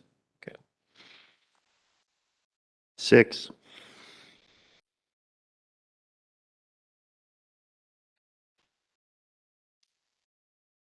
Holy Hill Gateway District on page 95. This, refers to the table. Revise, reduce the maximum density from 25 units per acre to something less to not support high-density, single-family or multifamily residential, and change the preference for single-family from undesirable to acceptable to accommodate next-generation housing. The 25, the max density of 25 units per acre in the Holy Hill Gateway District is intended to address those mixed-use commercial areas that we just spoke of, the red, where a higher density multifamily would be acceptable. Yeah. And the suggestion is to reduce that from 25 to something less. I would reject that. This is right all within the Holy Hill Gateway District. Yes, And that's really right along 4145. that's where it was intended to be employed. That's where I think we should have a greater density. Okay, play it in your motion. Says 7. Yeah, 7 is the- anybody else, any other input into that? Lashesky? Yeah, I thought that's, going back to, where we talked, it seems like years ago about putting it there. And I think there's some comments about that's when we did the survey about where to put that higher density was there. Just access to the interstate, to the park, whatever. So I would agree that we reject it. The comment that was made was something like 84 South, that redevelopment that they did there with some higher rise medical buildings and hotel, some retail, some highway, commercial. Even the Whitestone Station to some Yeah. extent with those apartments in the back. Yeah. So- Do we need to make a statement? Granted, the detailed land use plan for the area that we have in the plan, we're gonna need to change that to reflect the boundary changes we just did. Yeah. But do you want to at least say in the plan that higher density is only intended along 41? Yeah. So as to not lead someone to believe, like Kazmierzak, that 25 units per acre would be allowed? Yes, I would say that, yes. Okay. All right. 7. 7 is the same thing. Revise, reduce the maximum density from 25 units per acre to something less to not support high-density, single-family or multifamily. This is in the Village Center District on page 99. I would say no to that. The village center is where you want to put your density around all your shopping and, Some of it's already there. yeah. So I would say no to that. I mean, a lot of the higher density surrounds the village center. Right. It's behind it, it's to the west, it's to the east, I'd even allow it to go greater if south. something that would allow it. 8. 8, Freistadt District on page 103. Revise, reduce the maximum density from 25 units per acre to something less to not support high-density, single-family or multifamily residential development. Again, this was an area that was intended for the, if we were to go back and look at that concept plan that was worked up for the Holy Hill and Freistadt District, that the higher density was intended to be along 41, including that, yeah. It was a late addition because it doesn't show up on this plan. But if you recall, that triangle that Emily's pointing out right there, that's the one that you took out and added to Beaker Hill to the south.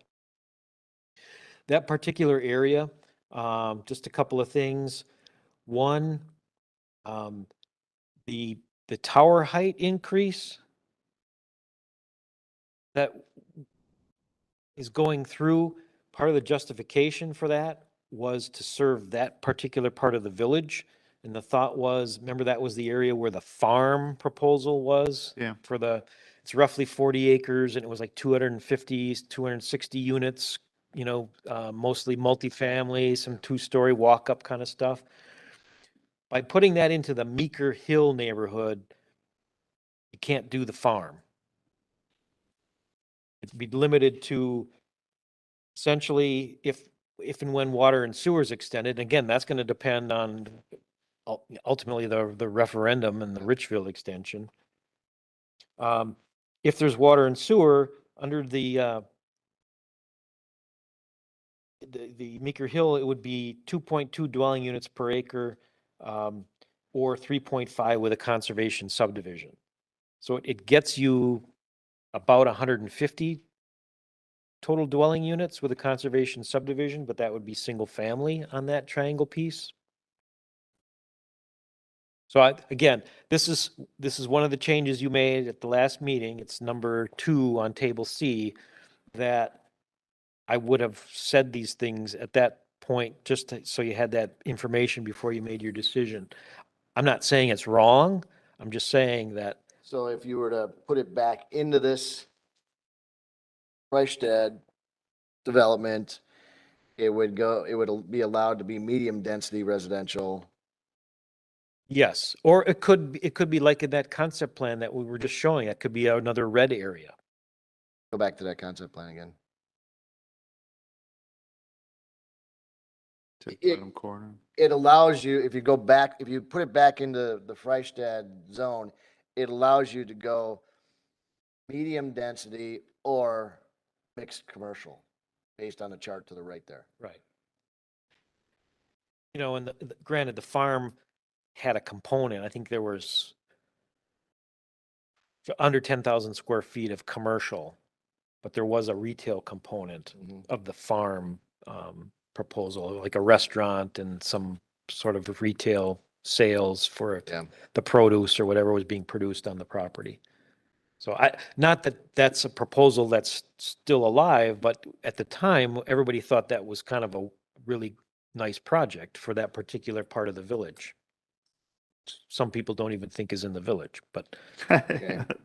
Then with that being stated, when we get to C, we would revert to number 2, back to what it was. that would be my suggestion. But again, Okay. Look at, I don't know what was all behind the idea to change it to add it to the Meeker Hill. I don't know. 9. Are we done with 8? I'm done with it. What do we say on 8? 8, we said no. Right? I mean, guys Reduce jump in, maximum wave your density hands because I've got my head down. from 25 units. Page 9, page 105, the Rural Preservation District. Revise, add a policy statement in this section and also on page 156, under the preserving rural character area, to address if and to what extent existing non-conforming undeveloped parcels can be divided into additional smaller non-farm parcels if already less than the minimum parcel size requirement, currently proposed to be 20 acres. This might be a little premature. Item number 11, probably want to deal with that one first. So can we skip to number 10 You want to go to 10 or 11? and then deal yeah, I suppose we could go right to number 11. Okay. On the same page, 105, revise the section, text table, so on, to 1, change the proposed minimum 20 acre parcel size and density requirement for new non-farm parcels. Again, currently a minimum 5 acre lot size and density under the 2020 plan. And 2, to change the proposed conservation subdivision incentive from a density of 1 lot per 5 acres, a minimum of 1 acre lot size and an open space requirement of 40 to 60%. So this is the basic policy dealing with the creation of non-farm residential parcels in the rural preservation district. I mean, that's what's on the table. This handout that I left summarizes, again, what the policy proposal is. Currently, under the 2020 plan, it's the 5-acre rule. 1 lot per 5-acre density, a minimum of 5-acre lot size for any new non-farm parcels created in what we, under the 2020 plan, is the agricultural / conservation residential area, that lighter green on the 2020 land use plan map. The proposed policy, in light of the position that our current policy doesn't work or won't work long-term to preserve the rural character and appearance of those portions of the village, is to increase that minimum lot size and density requirement from 5 to 20 acres. But also then build in an incentive to create or develop conservation subdivisions or developments by allowing a density of 1 per 5 acres, 1 home site per 5 acres. And in that case, as shown in the graphic, you would be building a conservation subdivision versus the conventional subdivision design. The lot size would be a minimum of 1 acre. The number of units allowed would be 1 per 5. But the minimum lot size could be as small as 1 acre with an open space requirement of 60%. So, and I know at the August 8th meeting, there was some comments made that we need to talk that through further. And so that's where we're at. Why a minimum lot size of 1 acre? You want to make it half an acre? End up with more green space, right? Can you put a? Yes, but the problem is in this village, we don't have, the soils aren't as good as, for example, over in the village of Richfield. Like, Yes, so it's unlikely that you would meet the current septic requirements with a 5-acre lot. I mean, you could build in a minimum of I'm sorry, half an acre, but it's unlikely. The proposal is just 1 acre because frankly, we know consistently throughout the village, current lots that have been created recently on a 1 acre in areas with challenging soils have been deemed acceptable and they've been able to put septic systems on them. Harvest Hills, Woodland Ponds Estates, those developments most recently, they're all 1 acre subdivisions. My question on that. For, Josh, could you put your microphone on and just appreciate it? No, turn the light off. Turn the light off. There you go. for a lot that is, say, 12 acres or 10 acres, it doesn't meet the 20, Right. can that person still split it once? Yeah, see, and that's where number 9 on this chart comes into play, and that's the suggested revision to add a policy that deals with those in-betweeners, those parcels that are between, the current 5-acre minimum parcel size and what would be the proposed 20 acres. And if you look over on this notes, I'll just read through this. This issue will be addressed through and at the time the zoning code is revised to implement the rural preservation district development policies. However, any guidance the Plan Commission wants to make in the form of a policy statement to include in the plan may be desirable. For example, the Plan Commission might consider including a policy statement that would allow existing parcels that are greater than 10 acres the ability to be divided at least once into at least 2 parcels not less than 5 acres each, as a transition from the current 2020 plan 5-acre rule to what would be the new 2050 20-acre rule. So it's kind of an interim step. So it wouldn't, rule out the ability for somebody to divide, but if it's already less than 20, could they still develop under effectively what the old policy is? And that's an alternative to address that question.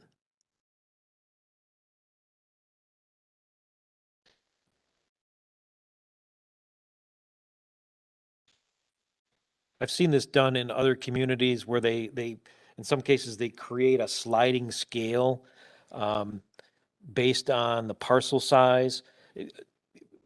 For example, out in some of the rural farming communities in Dodge County, they'll allow you, 1 unit per 10 acres for a certain parcel size, then you're allowed 1 per 20 and then 1 per 40.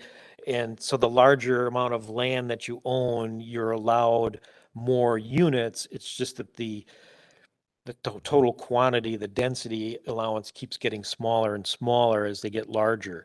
And they do that to provide some sort of incentive for those that are owning smaller parcels, not large farm tracts, but somewhere in between. In this case, 12-acre piece. Under the current policy, you could split it into 2 5s. Under the new policy, you couldn't split it at all. The suggestion is to sort of transition from the old to the new. Would we allow some level of division along the way? And as I read this, the thought was, we don't have to come up with what that is right now. If you want to come up with something, we could simply add a statement in that section on page 156 that we intend to create a policy that would address this. You could kick that can down the road, or you could take a position now and come up with something.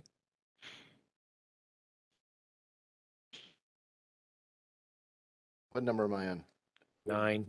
Okay. 9 and kind of 11. 9 and 11. I'm gonna say let's accept 11. And 9, That allows anything less than 20 acres to be split. 20 acres can be split when you use a conservation. Say that again. I'm sorry. What does 9 allow? 9 is under 10 acres. 9 is if you own more than 10 but less than 20, you'd be allowed to split into at least 2 5-acre pieces. I'd say we should accept that. Now 10.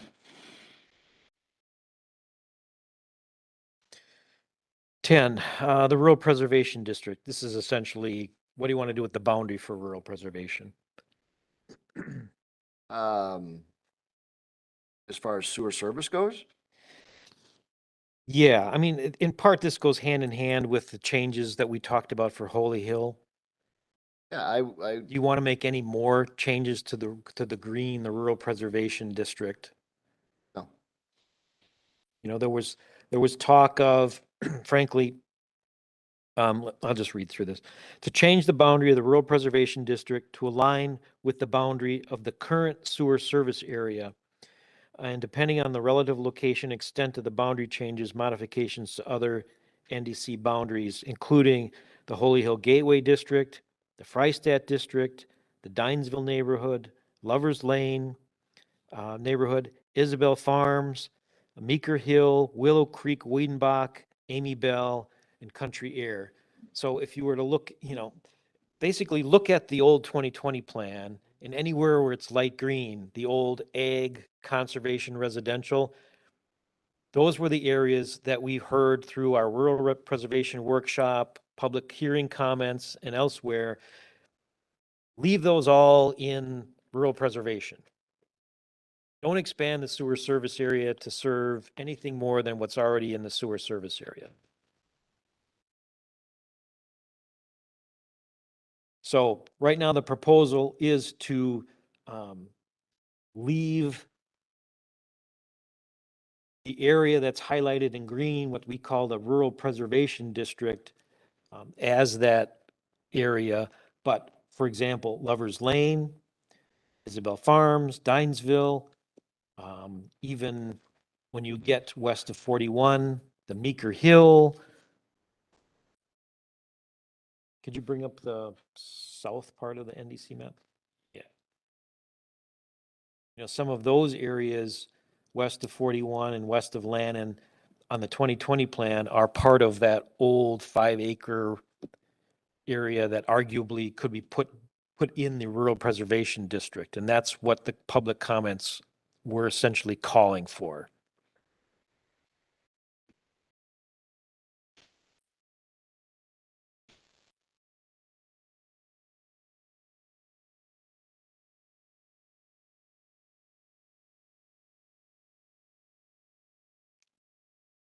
That would change all of this.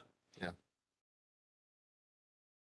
North of Freistadt, you're basically going back to the north of Freistadt rule, but your sewer district's already expanded And you're running it down into. the west end of the village. Beaker, Willow Creek, Amy Bell.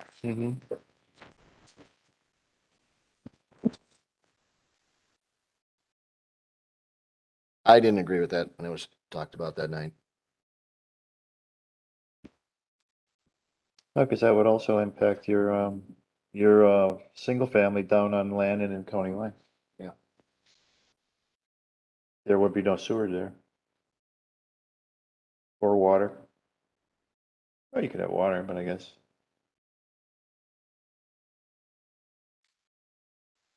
To me, I marked that as reject already. Yes. Village board can change it if they like. Anybody else? Well, Well, we could start over if we wanted to. That's what it's doing. 12. You won.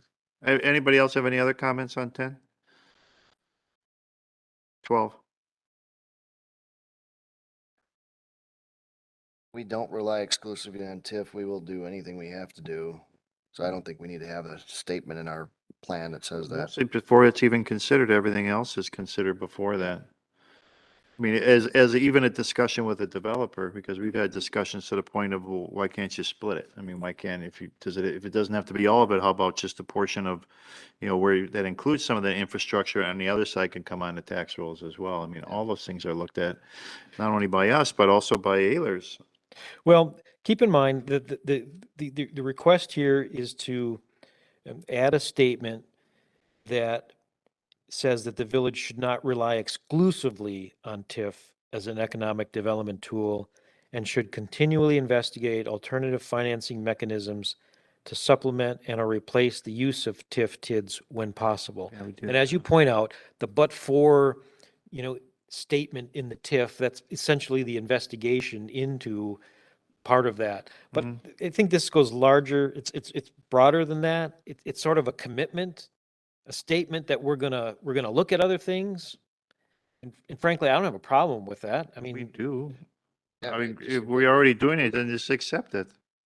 It's something we already do. I mean, TIF isn't the go-to where, oh, new development, let's go to TIF. Let's see how we can jam a TIF in here. It's usually, the discussions that we have with the developer, it's a last right. decision. I After we've understand. explored all the others, all of them. Right. I think what the public is saying with regard to their concern and what has evolved into this suggested revision is that it's unclear that we go through that exercise. And what harm is it to add that to your plan that you're gonna, look at other things Okay. and consider that? And I think it's a reasonable thing to add, frankly. That's fine.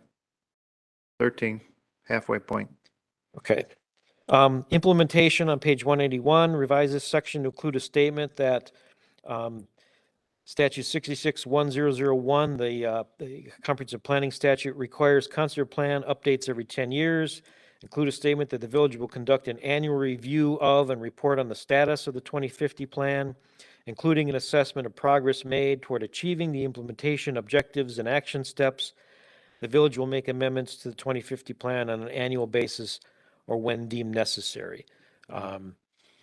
I don't want to say it's redundant because it's not in there right now. And I think this was something we missed, that it should be in there that it repeats what our requirements are and what we commit to do as far as revision or revising the plan on a more regular basis than we have. Accept it? Yeah, Okay. 14.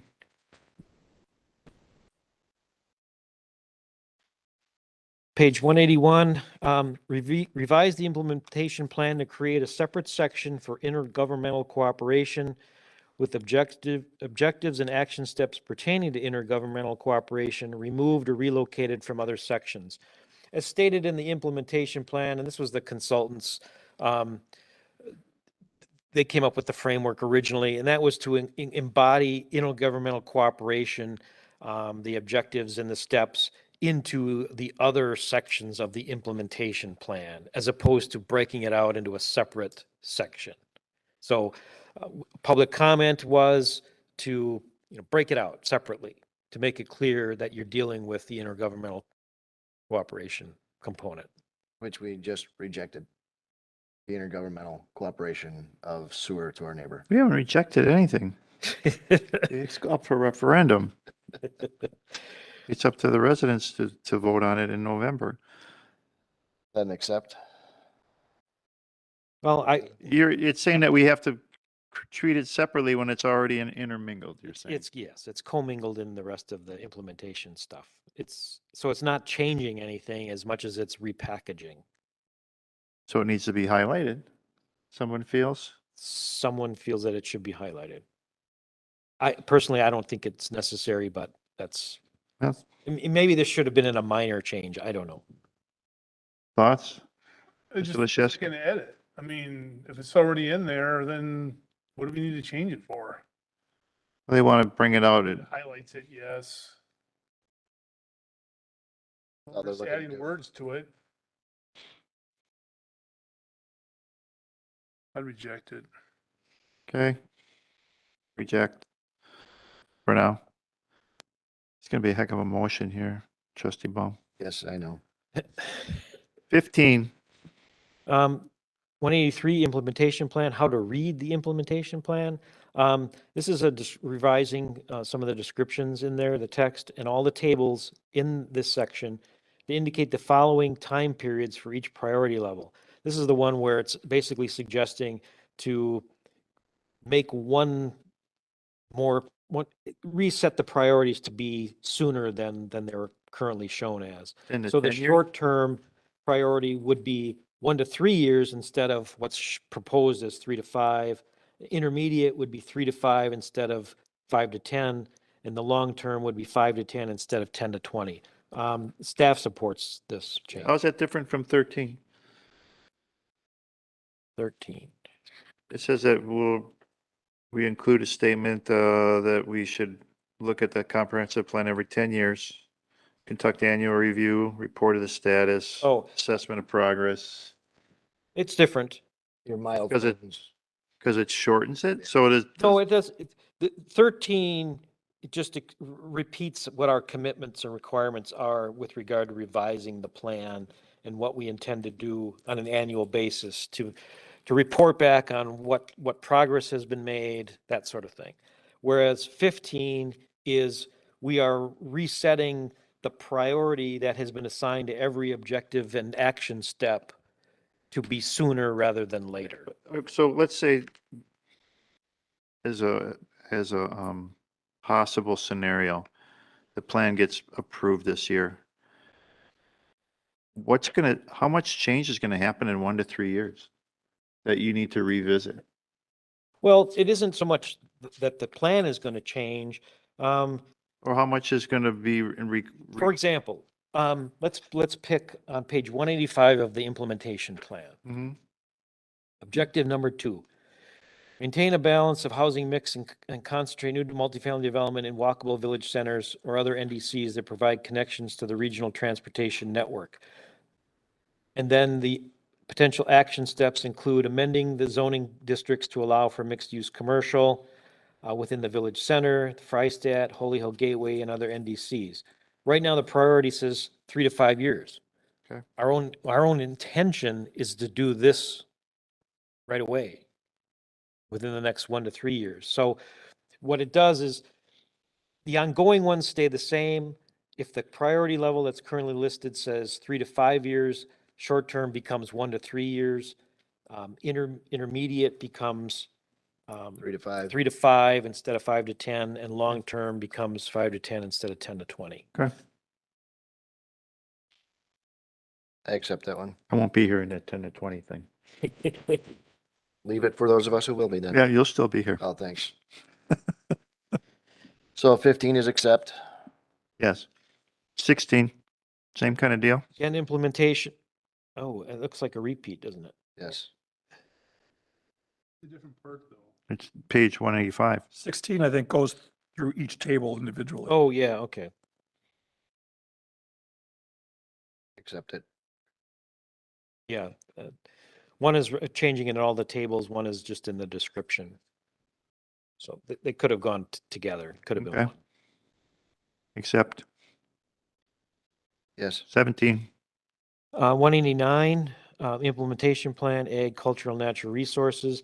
Revise objective 1, action step B to clarify that including the creation of conservation overlay zoning districts and development regulations to protect designated environmental corridors in the village. This is generated from a public comment that we're not doing enough to protect our environmental areas.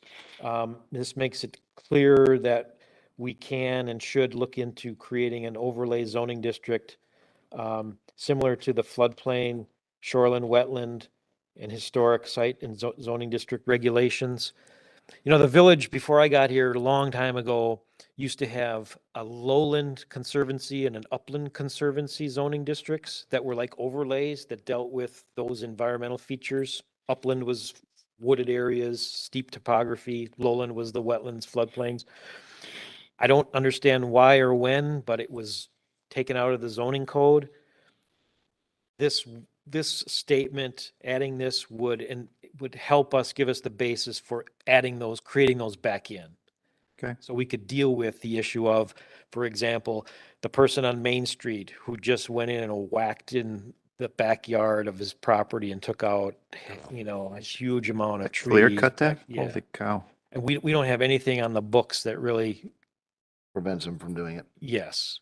And that's arguably, that's part of an isolated environmental corridor. Too close to the river. So, Right.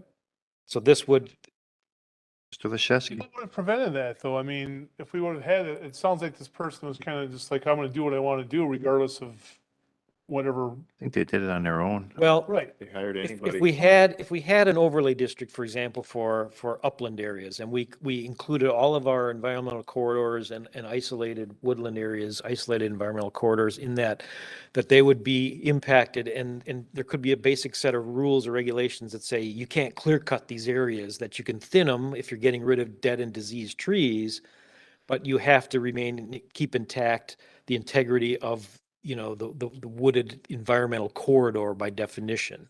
So it would keep somebody from being able to just go out and clear cut an area for whatever reason. That would be one thing that we would have in there. Yeah, I would argue that they probably didn't know. No, I'm serious. I'm sure they did Well, it on here's their the own. difference. Not gonna stop them from Here's the using difference. chainsaw. If they came in and said, I'm thinking of cutting out the dead wood in my forest here, what are the regulations? If we had an upland conservancy district, we could say, well, you can do this, that, and the other thing, and you need a zoning permit, so you got to show us what you're going to cut. Yeah, but if, But under today's rules, if they came in and we asked them, we'd say, we can't issue a permit. We can't keep you from doing that. Well, either way, I mean, and I thought shoreline zoning was pushed down by the state because all these small municipalities were enacting these really rigorous. Yeah, but some things aren't covered. For example, that area, while there's a very thin band of wetland that meanders through there, the area that he cut is not in the shoreline wetland area. Mhm. It's just a heavy stand of trees.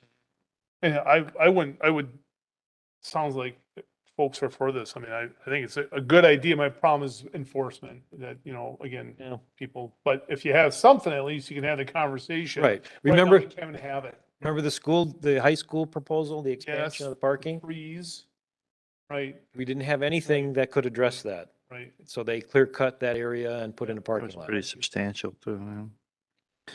Okay, so we accept. 17? Yep. Okay. 18. Revise objective 5 to add a new action step. In cooperation with local community groups, investigate and identify opportunities to preserve, enhance, and promote the village's German heritage through private and public sector activities, events, and partnerships. Reject. Okay. We're going to change our name. No, that's acceptable and understood. Any other comments on this? No, no, Okay. after you said that, I'm I- pretty clear. No one's going to touch it. Jeez. 19. On page 191, implementation, utilities, and community facilities, revise objective 1 to add an action step. Coordinate with key leadership on at least an annual basis to assess current community service, facility and staff needs, capacity, and/or levels of service for use in developing and maintaining annual and 5-year capital facility service and staff planning and budgeting. Make that an ongoing priority. I'd say accept it, but it's already being done. Every year budget, we talk to the different departments about what they need and where they're going. Plus they all individually have plans, or whether it be Park and Rec or. Yeah. Fine. 20. Same page, same section, revise objective 1 to add an action step.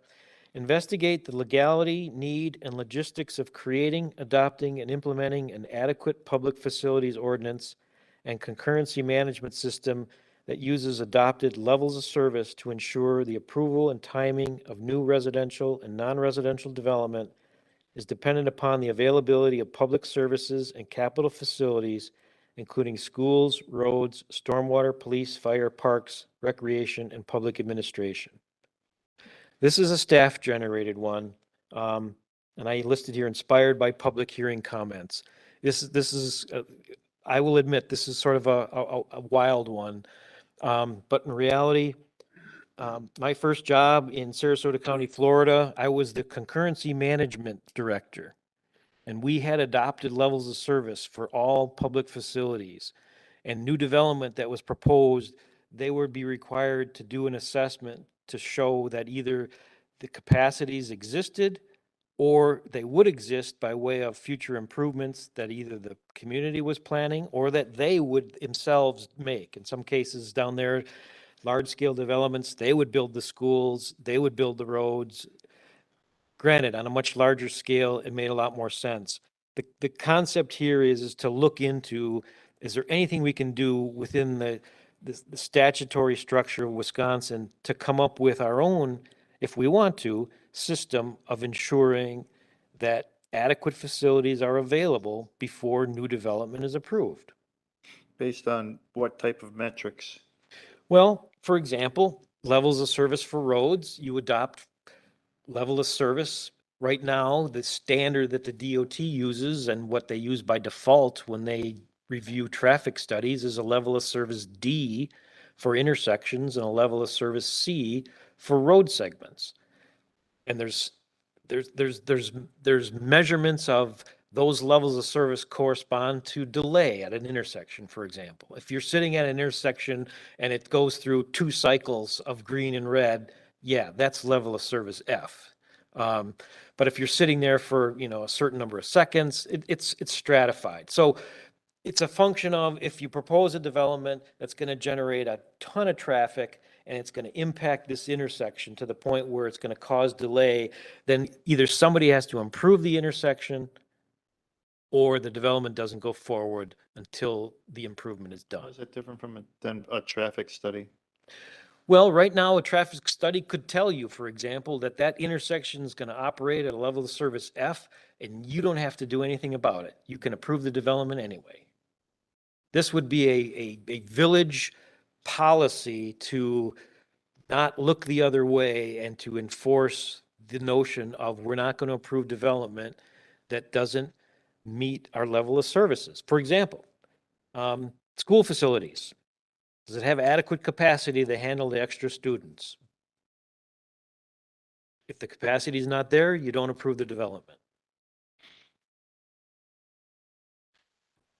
Concept, it's a reach. My only fear is the entrance of opinion versus some sort of measurable facts. Yeah. To say that this is because of this and not because I think so. But for every scenario that I can think of, somebody can provide facts. The one that came up recently that I've been in discussion with is how many students did Saxony Village put into the school district? Right. School district says that there are 2 students for every household that is developed. Saxony Village had a number of like 0.3 students per household, 0.8. 0.8. So I've been through these before. I've encountered them before. It then puts an onus on a developer to do more. Yes, or the community. Every community I went through put it on us to do. The intersection needs to be improved. Go ahead and improve it. So, Yeah, the difference between us and say Sarasota County, Florida, certainly is the size and the scale of the development proposals. Here, everything given where I've been, is kind of small potatoes. Yeah. We don't have 20-year build outs of thousands of acres of land where the developer's looking for the community to commit to road capacity, 10, 50, 20 years down the road. Here, everything is going to build out. It's either going to be in the next year for commercial or industrial, or the next 3 to 5 years for residential. Nobody here commits to building out, other than, maybe they buy a large tract of land, but they're not looking for those commitments until they get to the point of platting. Yeah. So is it an apples to apples comparison? No, not necessarily, but maybe there's something we want to come up with that takes into account a level of service for sewer and water. Traffic is certainly a big one. Park facilities are always in there. Typically, public administration buildings are in there. police and fire. Police and fire. How does it stand up to if we would say no based on some of those areas and they would take it to BOZA? Would it still stand? Well, if you deny something based on an ordinance or a policy that's implemented through an ordinance, they can't override that. So it gives us more jurisdiction or less? More. It gives To you more say- control. To refuse, or not refuse, but to look at development and say, no, based on this. There's no recourse to go to BOZA, much like, let's go to Saxony Village. Well, let's look at Saxony Village. Did we deny Saxony Village based on the lack of some capacity or some other problem in our own infrastructure? No. No.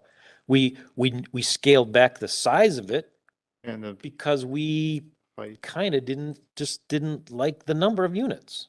It wasn't based on, 150 units or 200 units is going to consume all the sewer capacity in the area. It wasn't a question of that. we knew it wouldn't because it was all expanded. Right. It was more of, we're going to notch it back. I'll just throw this out there because the neighbors were screaming that it was incompatible. Yeah. So we, in a word, we arbitrarily reduced the number of units to comply with what public opinion was. Now, and we were challenged because we didn't have something that said you can only, we didn't have a measurable level of service, and we didn't have an impact that was measured for this proposed development that exceeded those levels, where you could have legally said, no, you can't approve this many units. There's only 120, units worth of capacity in our water, sewer, park, road, whatever system level of service we're using. Well, I understand it, but are we at a point where we Can are pull these numbers. almost at the end of our capacity to develop? Because No. that's what these are usually used for. No, it's a time, this is a timing mechanism, is what Yeah. it is. That's what it really is. Today, we can't handle this, so you have to wait 6 months before you can start, because we're gonna do something in 6 months that will allow you the capacity to do it. Well, if you, typically they're written in a way where if the improvements are in a 5-year capital facility, then they're effectively, online. They'll be done. Yeah, they'll by be the time done by the time, when the development is actually, the impacts are hitting the ground, the infrastructure capacity is there concurrently. Okay. So it's granted, it's a stretch, but it really, the way it's worded, it's an investigation. So let's look into this. Yes. Can be. Okay. Go. So is that an accept, modify, or reject? I gotta accept. Accept, Accept, yeah. okay. 21. 21, page 191, implementation, revise objective 6 to include coordination with energy utilities to assess increasing energy demand, facility improvements, and potential alternative energy solutions to ensure peak energy demand can be met. This is inspired by public comments at our open house. It's not a local issue, that's a building code issue. That's handled by all the building codes, IBC, IECC. All those dictate what mandates we are responsible for doing. What are we gonna do on the local level to go beyond, above? Yeah, and but beyond that? remember this, remember when Breeze and Stratton came to us and, tested our ability to get their development going? And one of the issues that was sort of, I don't want to say overlooked, but it was sort of like, well, that's not our issue because we don't provide electricity. All of a sudden, at some point in the process, when we're already going down this road, somebody says, hey, I don't think there's enough, capacity in the system. Once the plans went to the utility, the We Energies, like they typically do, it's almost as if we should be coordinating a little bit earlier in the process. That's not for us to do. That's for the developer, the contractor, the architects, the engineers. That's for all them to figure out whether they've got capacity for power at their facility. The utilities that we bring there, it's up to our water utility to do that, to make sure that the water and sewer has enough capacity. That's our water and sewer group to do. But the village doesn't do any of this. No, I think if this were adopted, I think the coordination will likely be more of a general, here's our future 2050 plan and the areas that we foresee. It's sort of like the equivalent of the school district, right? Yeah. This is just with the utility providers. But who does it, then it puts it on your department to make sure it's met? We Energies. Well, I was going to pass it off to Public Works, but Like alternative energy solutions, I mean, that's not what we do at the village level. Should you use solar or geothermal? I mean, you want to dip your foot in that pond? well, what should we be doing with, if at all, with electric vehicle stations and charging stations? That's in the building code. So we're just going to wait for someone else to come along and look into that for us. How are we gonna build them? I mean, it would be more for a residential Sort of use. accommodation. So I'm working on a project in Oak Park, Illinois right now, and this will go to that. The community has identified that we will have no gas in any building going forward. All buildings will be 100% electric. And if you provide electric parking spaces in your development, you can reduce the capacity of parking by 25%. Because they are Size or the overall the parking? number of stalls. Oh. They will reduce it by 25% because we are going to a walking community and we don't need all these cars. We need a lot more bike racks, so you got to put in 25% more bike racks. But But that is, the community took the initiative to implement these new policies and Okay. procedures. Good. We're not going to have gas in the future. The community will be without natural gas.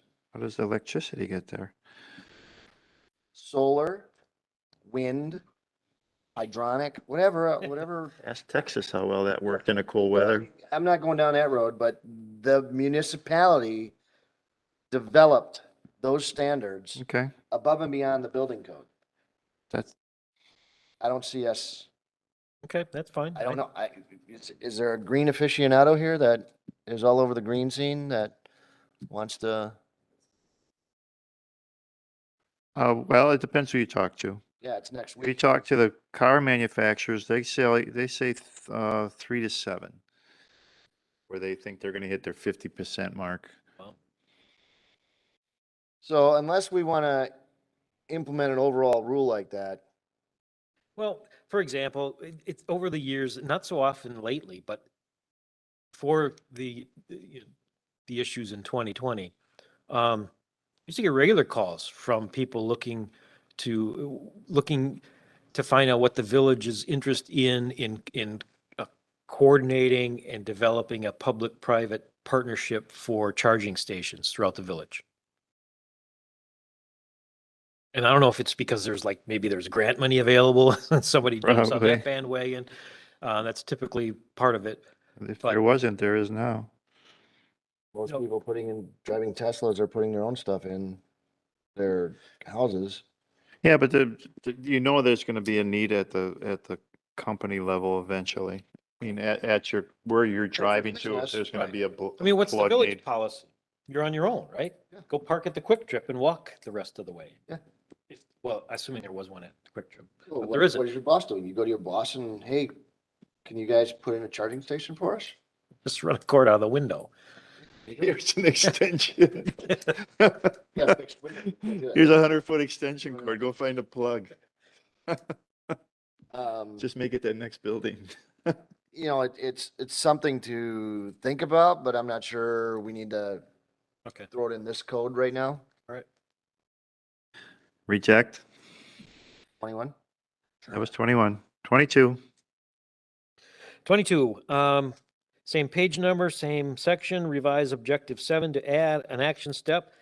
Coordinate and share information regarding new development proposals, approved development plans, and both updated housing and population projections with the Germantown School District on at least an annual or other mutually acceptable timeframe.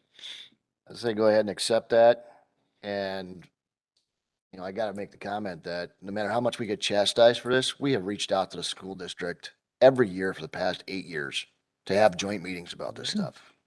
We're trying. We tried scheduling a few, yeah, They just are not working. including the one that was scheduled for this month. Has been canceled. Yes. Based on well, they had a conflict with their schedule. They canceled one meeting and they needed the 29th. And we've done that. We've seen that before. So we'll continue to outreach and I know we had some discussions with the superintendent, Steve has, so we're looking for another common date that will work for both groups. And then also an agenda of what will be part of the discussion. Part of it, I think, will be 22. So we're accepting that. We'll go to 23. 23, page 193, implementation plan, the economic development section.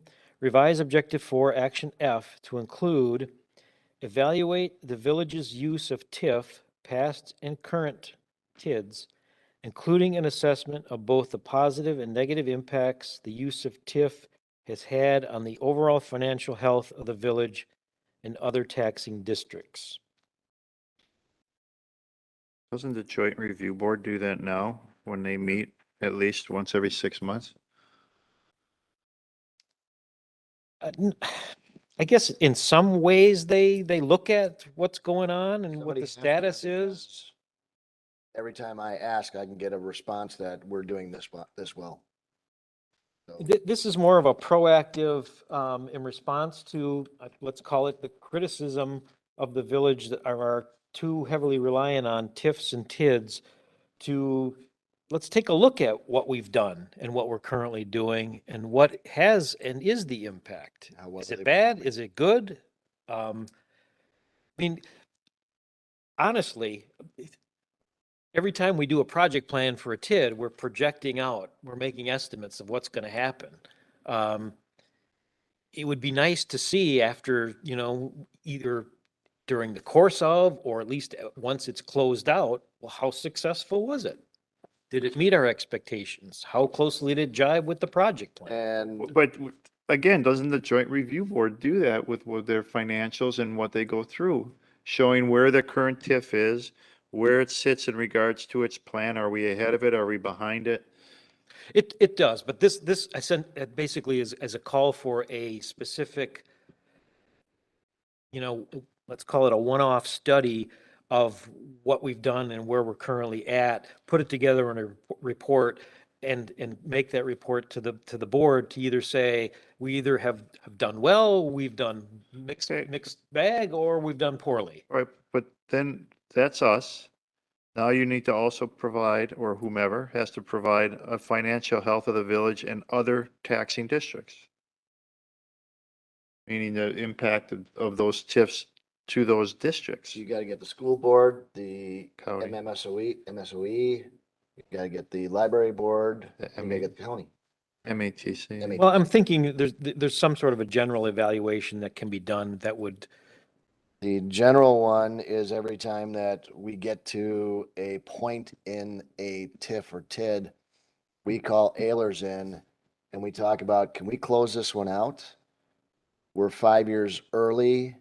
Did we perform well enough on it? Yes, it's paid off all of its debt. It's paid it all off 5 years in advance. We can write one big check and pay this off. I think the problem is that the residents aren't in those meetings because it's just one item on an agenda at the village board. They're not aware of that. They haven't been through all those meetings. And we on the board know that we've done this, but people are now starting to look at stuff. Oh, we closed TIF 4 like 3 years ago, 4 years Yeah. ago. School board got a check for $850,000 as part of that closeout. So And the county got their portion of it, and then the village got their 20-some% of whatever was remaining, which was about $2.5 million that Because- remained as surplus. somebody's just looking for it to be done on a highlighted level. Hey, show us what's happening. Like, yeah. I mean, Right. if you try and, look at it in a positive way, Mhm. we should be able to use this information Yeah, that's fine. going forward to, let's say for the sake of discussion that the report is good.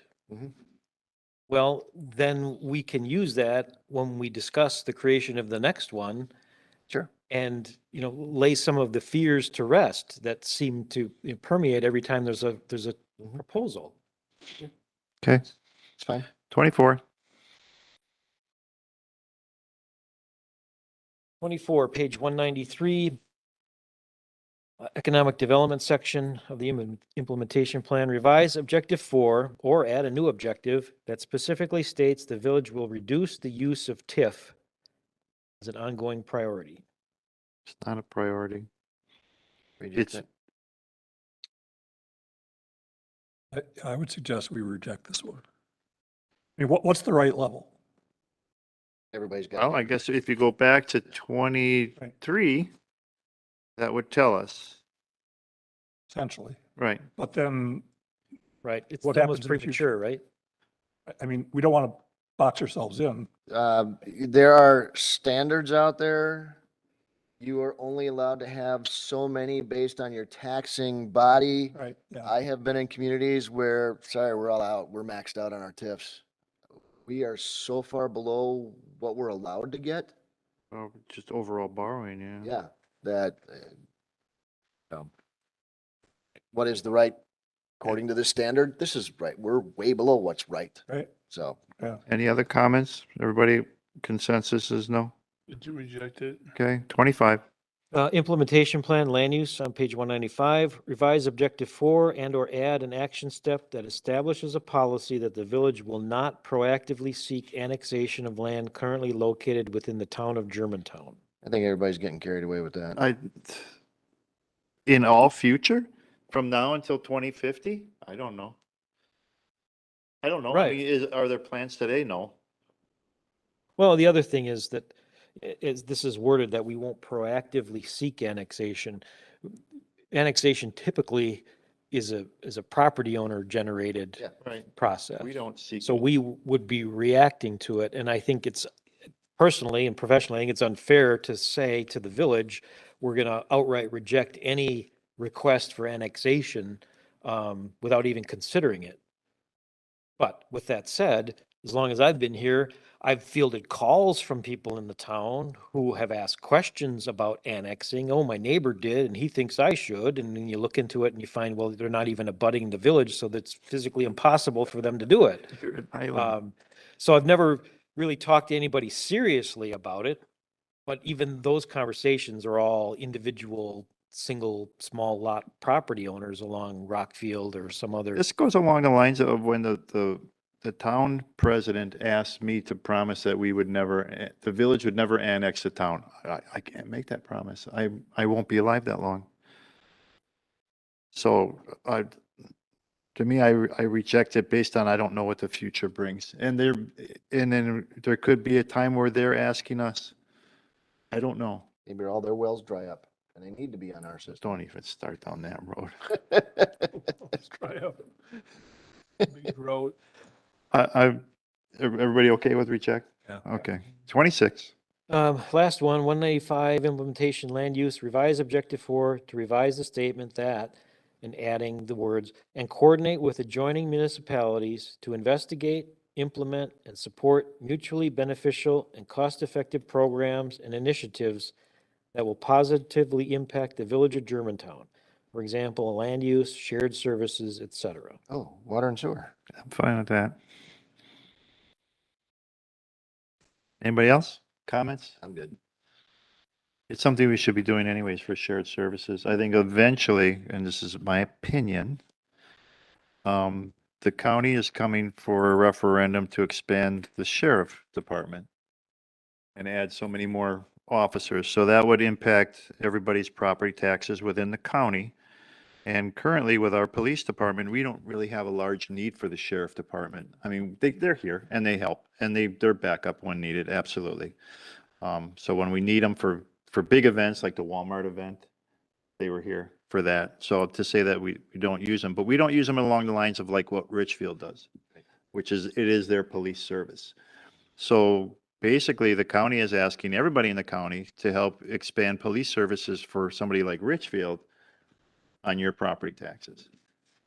Because we have a police force and they are a supplement, absolutely, and helpful when needed, but it's not our sole service. So it's something to consider when long-term, I think, more discussions will come for countywide types of services like that, whether it be police and fire, dispatch, those kind of things.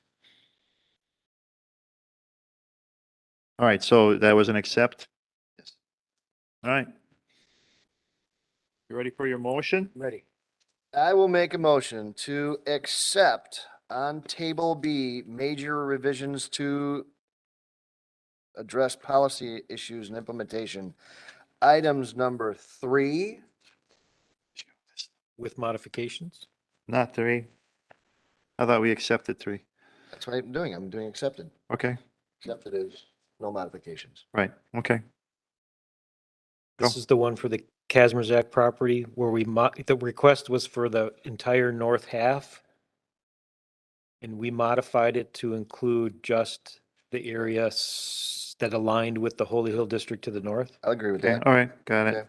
So then scratch number 3. The ones we accept are 9, 11, 12, 13, 15, 16, 17, 18, 19, 20, 22, 23, and 26. We have accepted with modifications 3, 4, 5.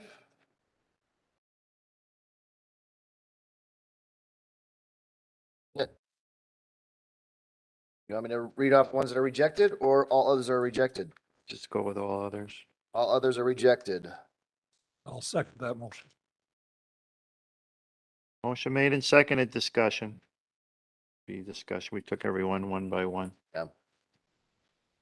No discussion, all those in favor, please say aye. Aye. Opposed? None opposed. Motion carries. Table C.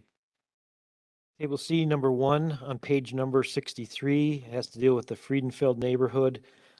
At the last meeting, the Plan Commission acted to revise the preferred land use table to change residential 2 to 4 family from undesirable to allowable. I don't have any issues with that one. Why did we do that? Does anybody remember? Revise. It was to address the northwest corner of Mequon Road and Wasaki Road. yeah. The thought was that that could be a similar development to the intersection, the northwest corner of Country Air and Mequon. Oh, okay. Thank you. That was accepted. Yeah. Okay, Number 2, Number 2 on page 78, Meeker Hill neighborhood. we reversed that. not yet. That's what we wanted to do. Okay, let him speak and then we'll get to it. You approved a change to revise the text map and tables to expand the Meeker Hill neighborhood boundary to include the area north of Freistadt Road and west of I-41, essentially deleting it from the Freistadt district. What do you think about that one? You want to put it back in? Yeah, based on the discussion about the type of housing I can get in there and what the Meeker Hill zoning would not allow us to do, I suggest we put it back to where it was. Okay, so that'll be modified? No, it's That'd be reject the reject. change and go back to the original. Okay, Be rejected. everybody agree? Okay, number 3. 3 on page 104, the Rural Preservation District. The action was to revise the section text map and tables to expand the Rural Preservation District boundary south to align with the south boundary of the Woodside neighborhood east of Goldendale Road. And tonight we learned that there is a natural buffer already there and it would be better to leave it as is. That's staff's position. Right, but it also pushes development above that road, which the Woodside neighborhood and other people that made comments to that wanted to keep it. Right. Could you zoom in on the aerial? How about the Google Maps?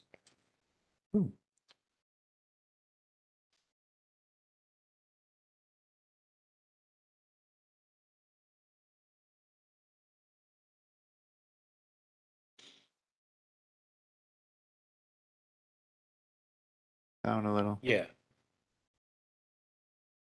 So if you look on the west side of Goldendale, the Woodside neighborhood, effectively doesn't extend all the way to Goldendale. There's 2 larger tracks, each with a pond and an old farmhouse associated with it. That, That barn was just torn down last week.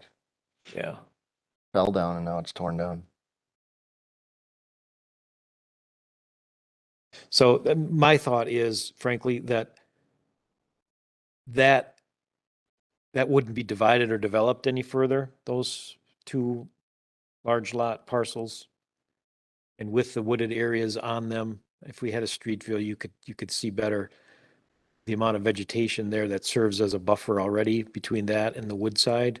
Plus, if the area on the east side of Goldendale is in the Holy Hill District, it would be subject to that buffer requirement as well. Can you make it just a little smaller? Okay, thank you. All right, I got it.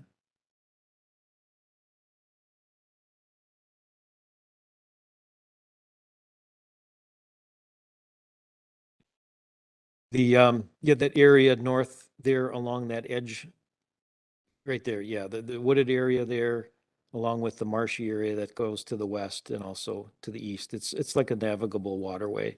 So that the idea would be that that area would serve and could be supplemented with additional landscaping and setback and buffering.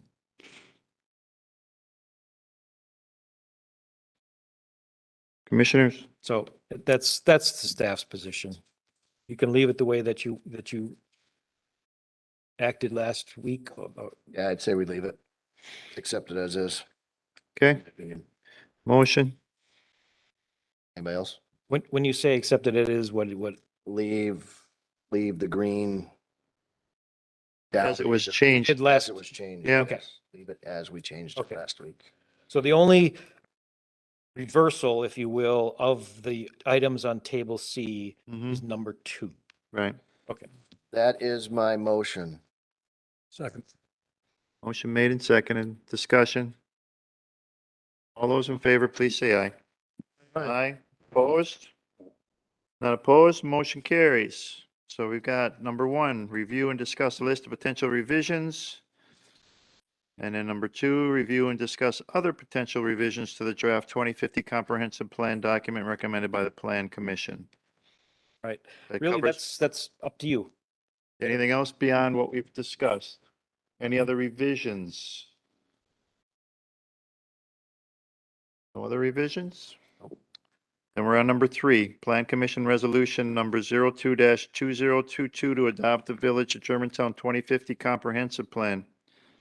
I will make that motion to adopt the resolution number 02 dash. No discussion in the audience, I'm sorry. No, this is a Plan Commission decision, not an audience decision.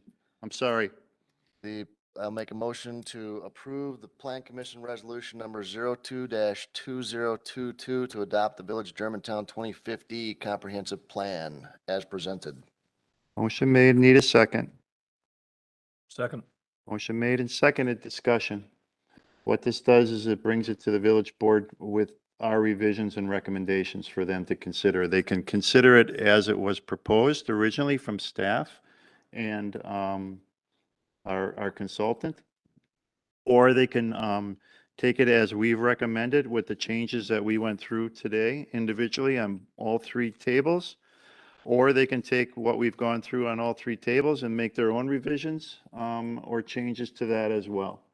It now becomes the village board's choice to do so. Any further discussion? No further discussion?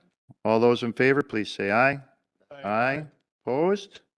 None opposed? Motion carries. Takes care of all items under new business. Any announcements? I would just say that what we're going to do then is we're going to package up the tables and the changes. We'll weed out the ones that were rejected, and we'll put those as an attachment to the resolution so that, but we will also provide the board the complete list. Mm-hmm. So As they can, before, as before, they will have, like they've received previously, as did the Plan Commission, all of the public comments that we put down into writing and that. And so, they could all of choo- that will be forwarded to the village board. They could choose to go 1 for 1 too if they wanted to. On the 19th of September. We're going to set this up for the September 19th village board meeting. Okay. First meeting in September. Right, because of Labor Day. Right. All right, any other announcements? We are adjourned. Thank you all for coming. Thank you all for watching, and have a good night.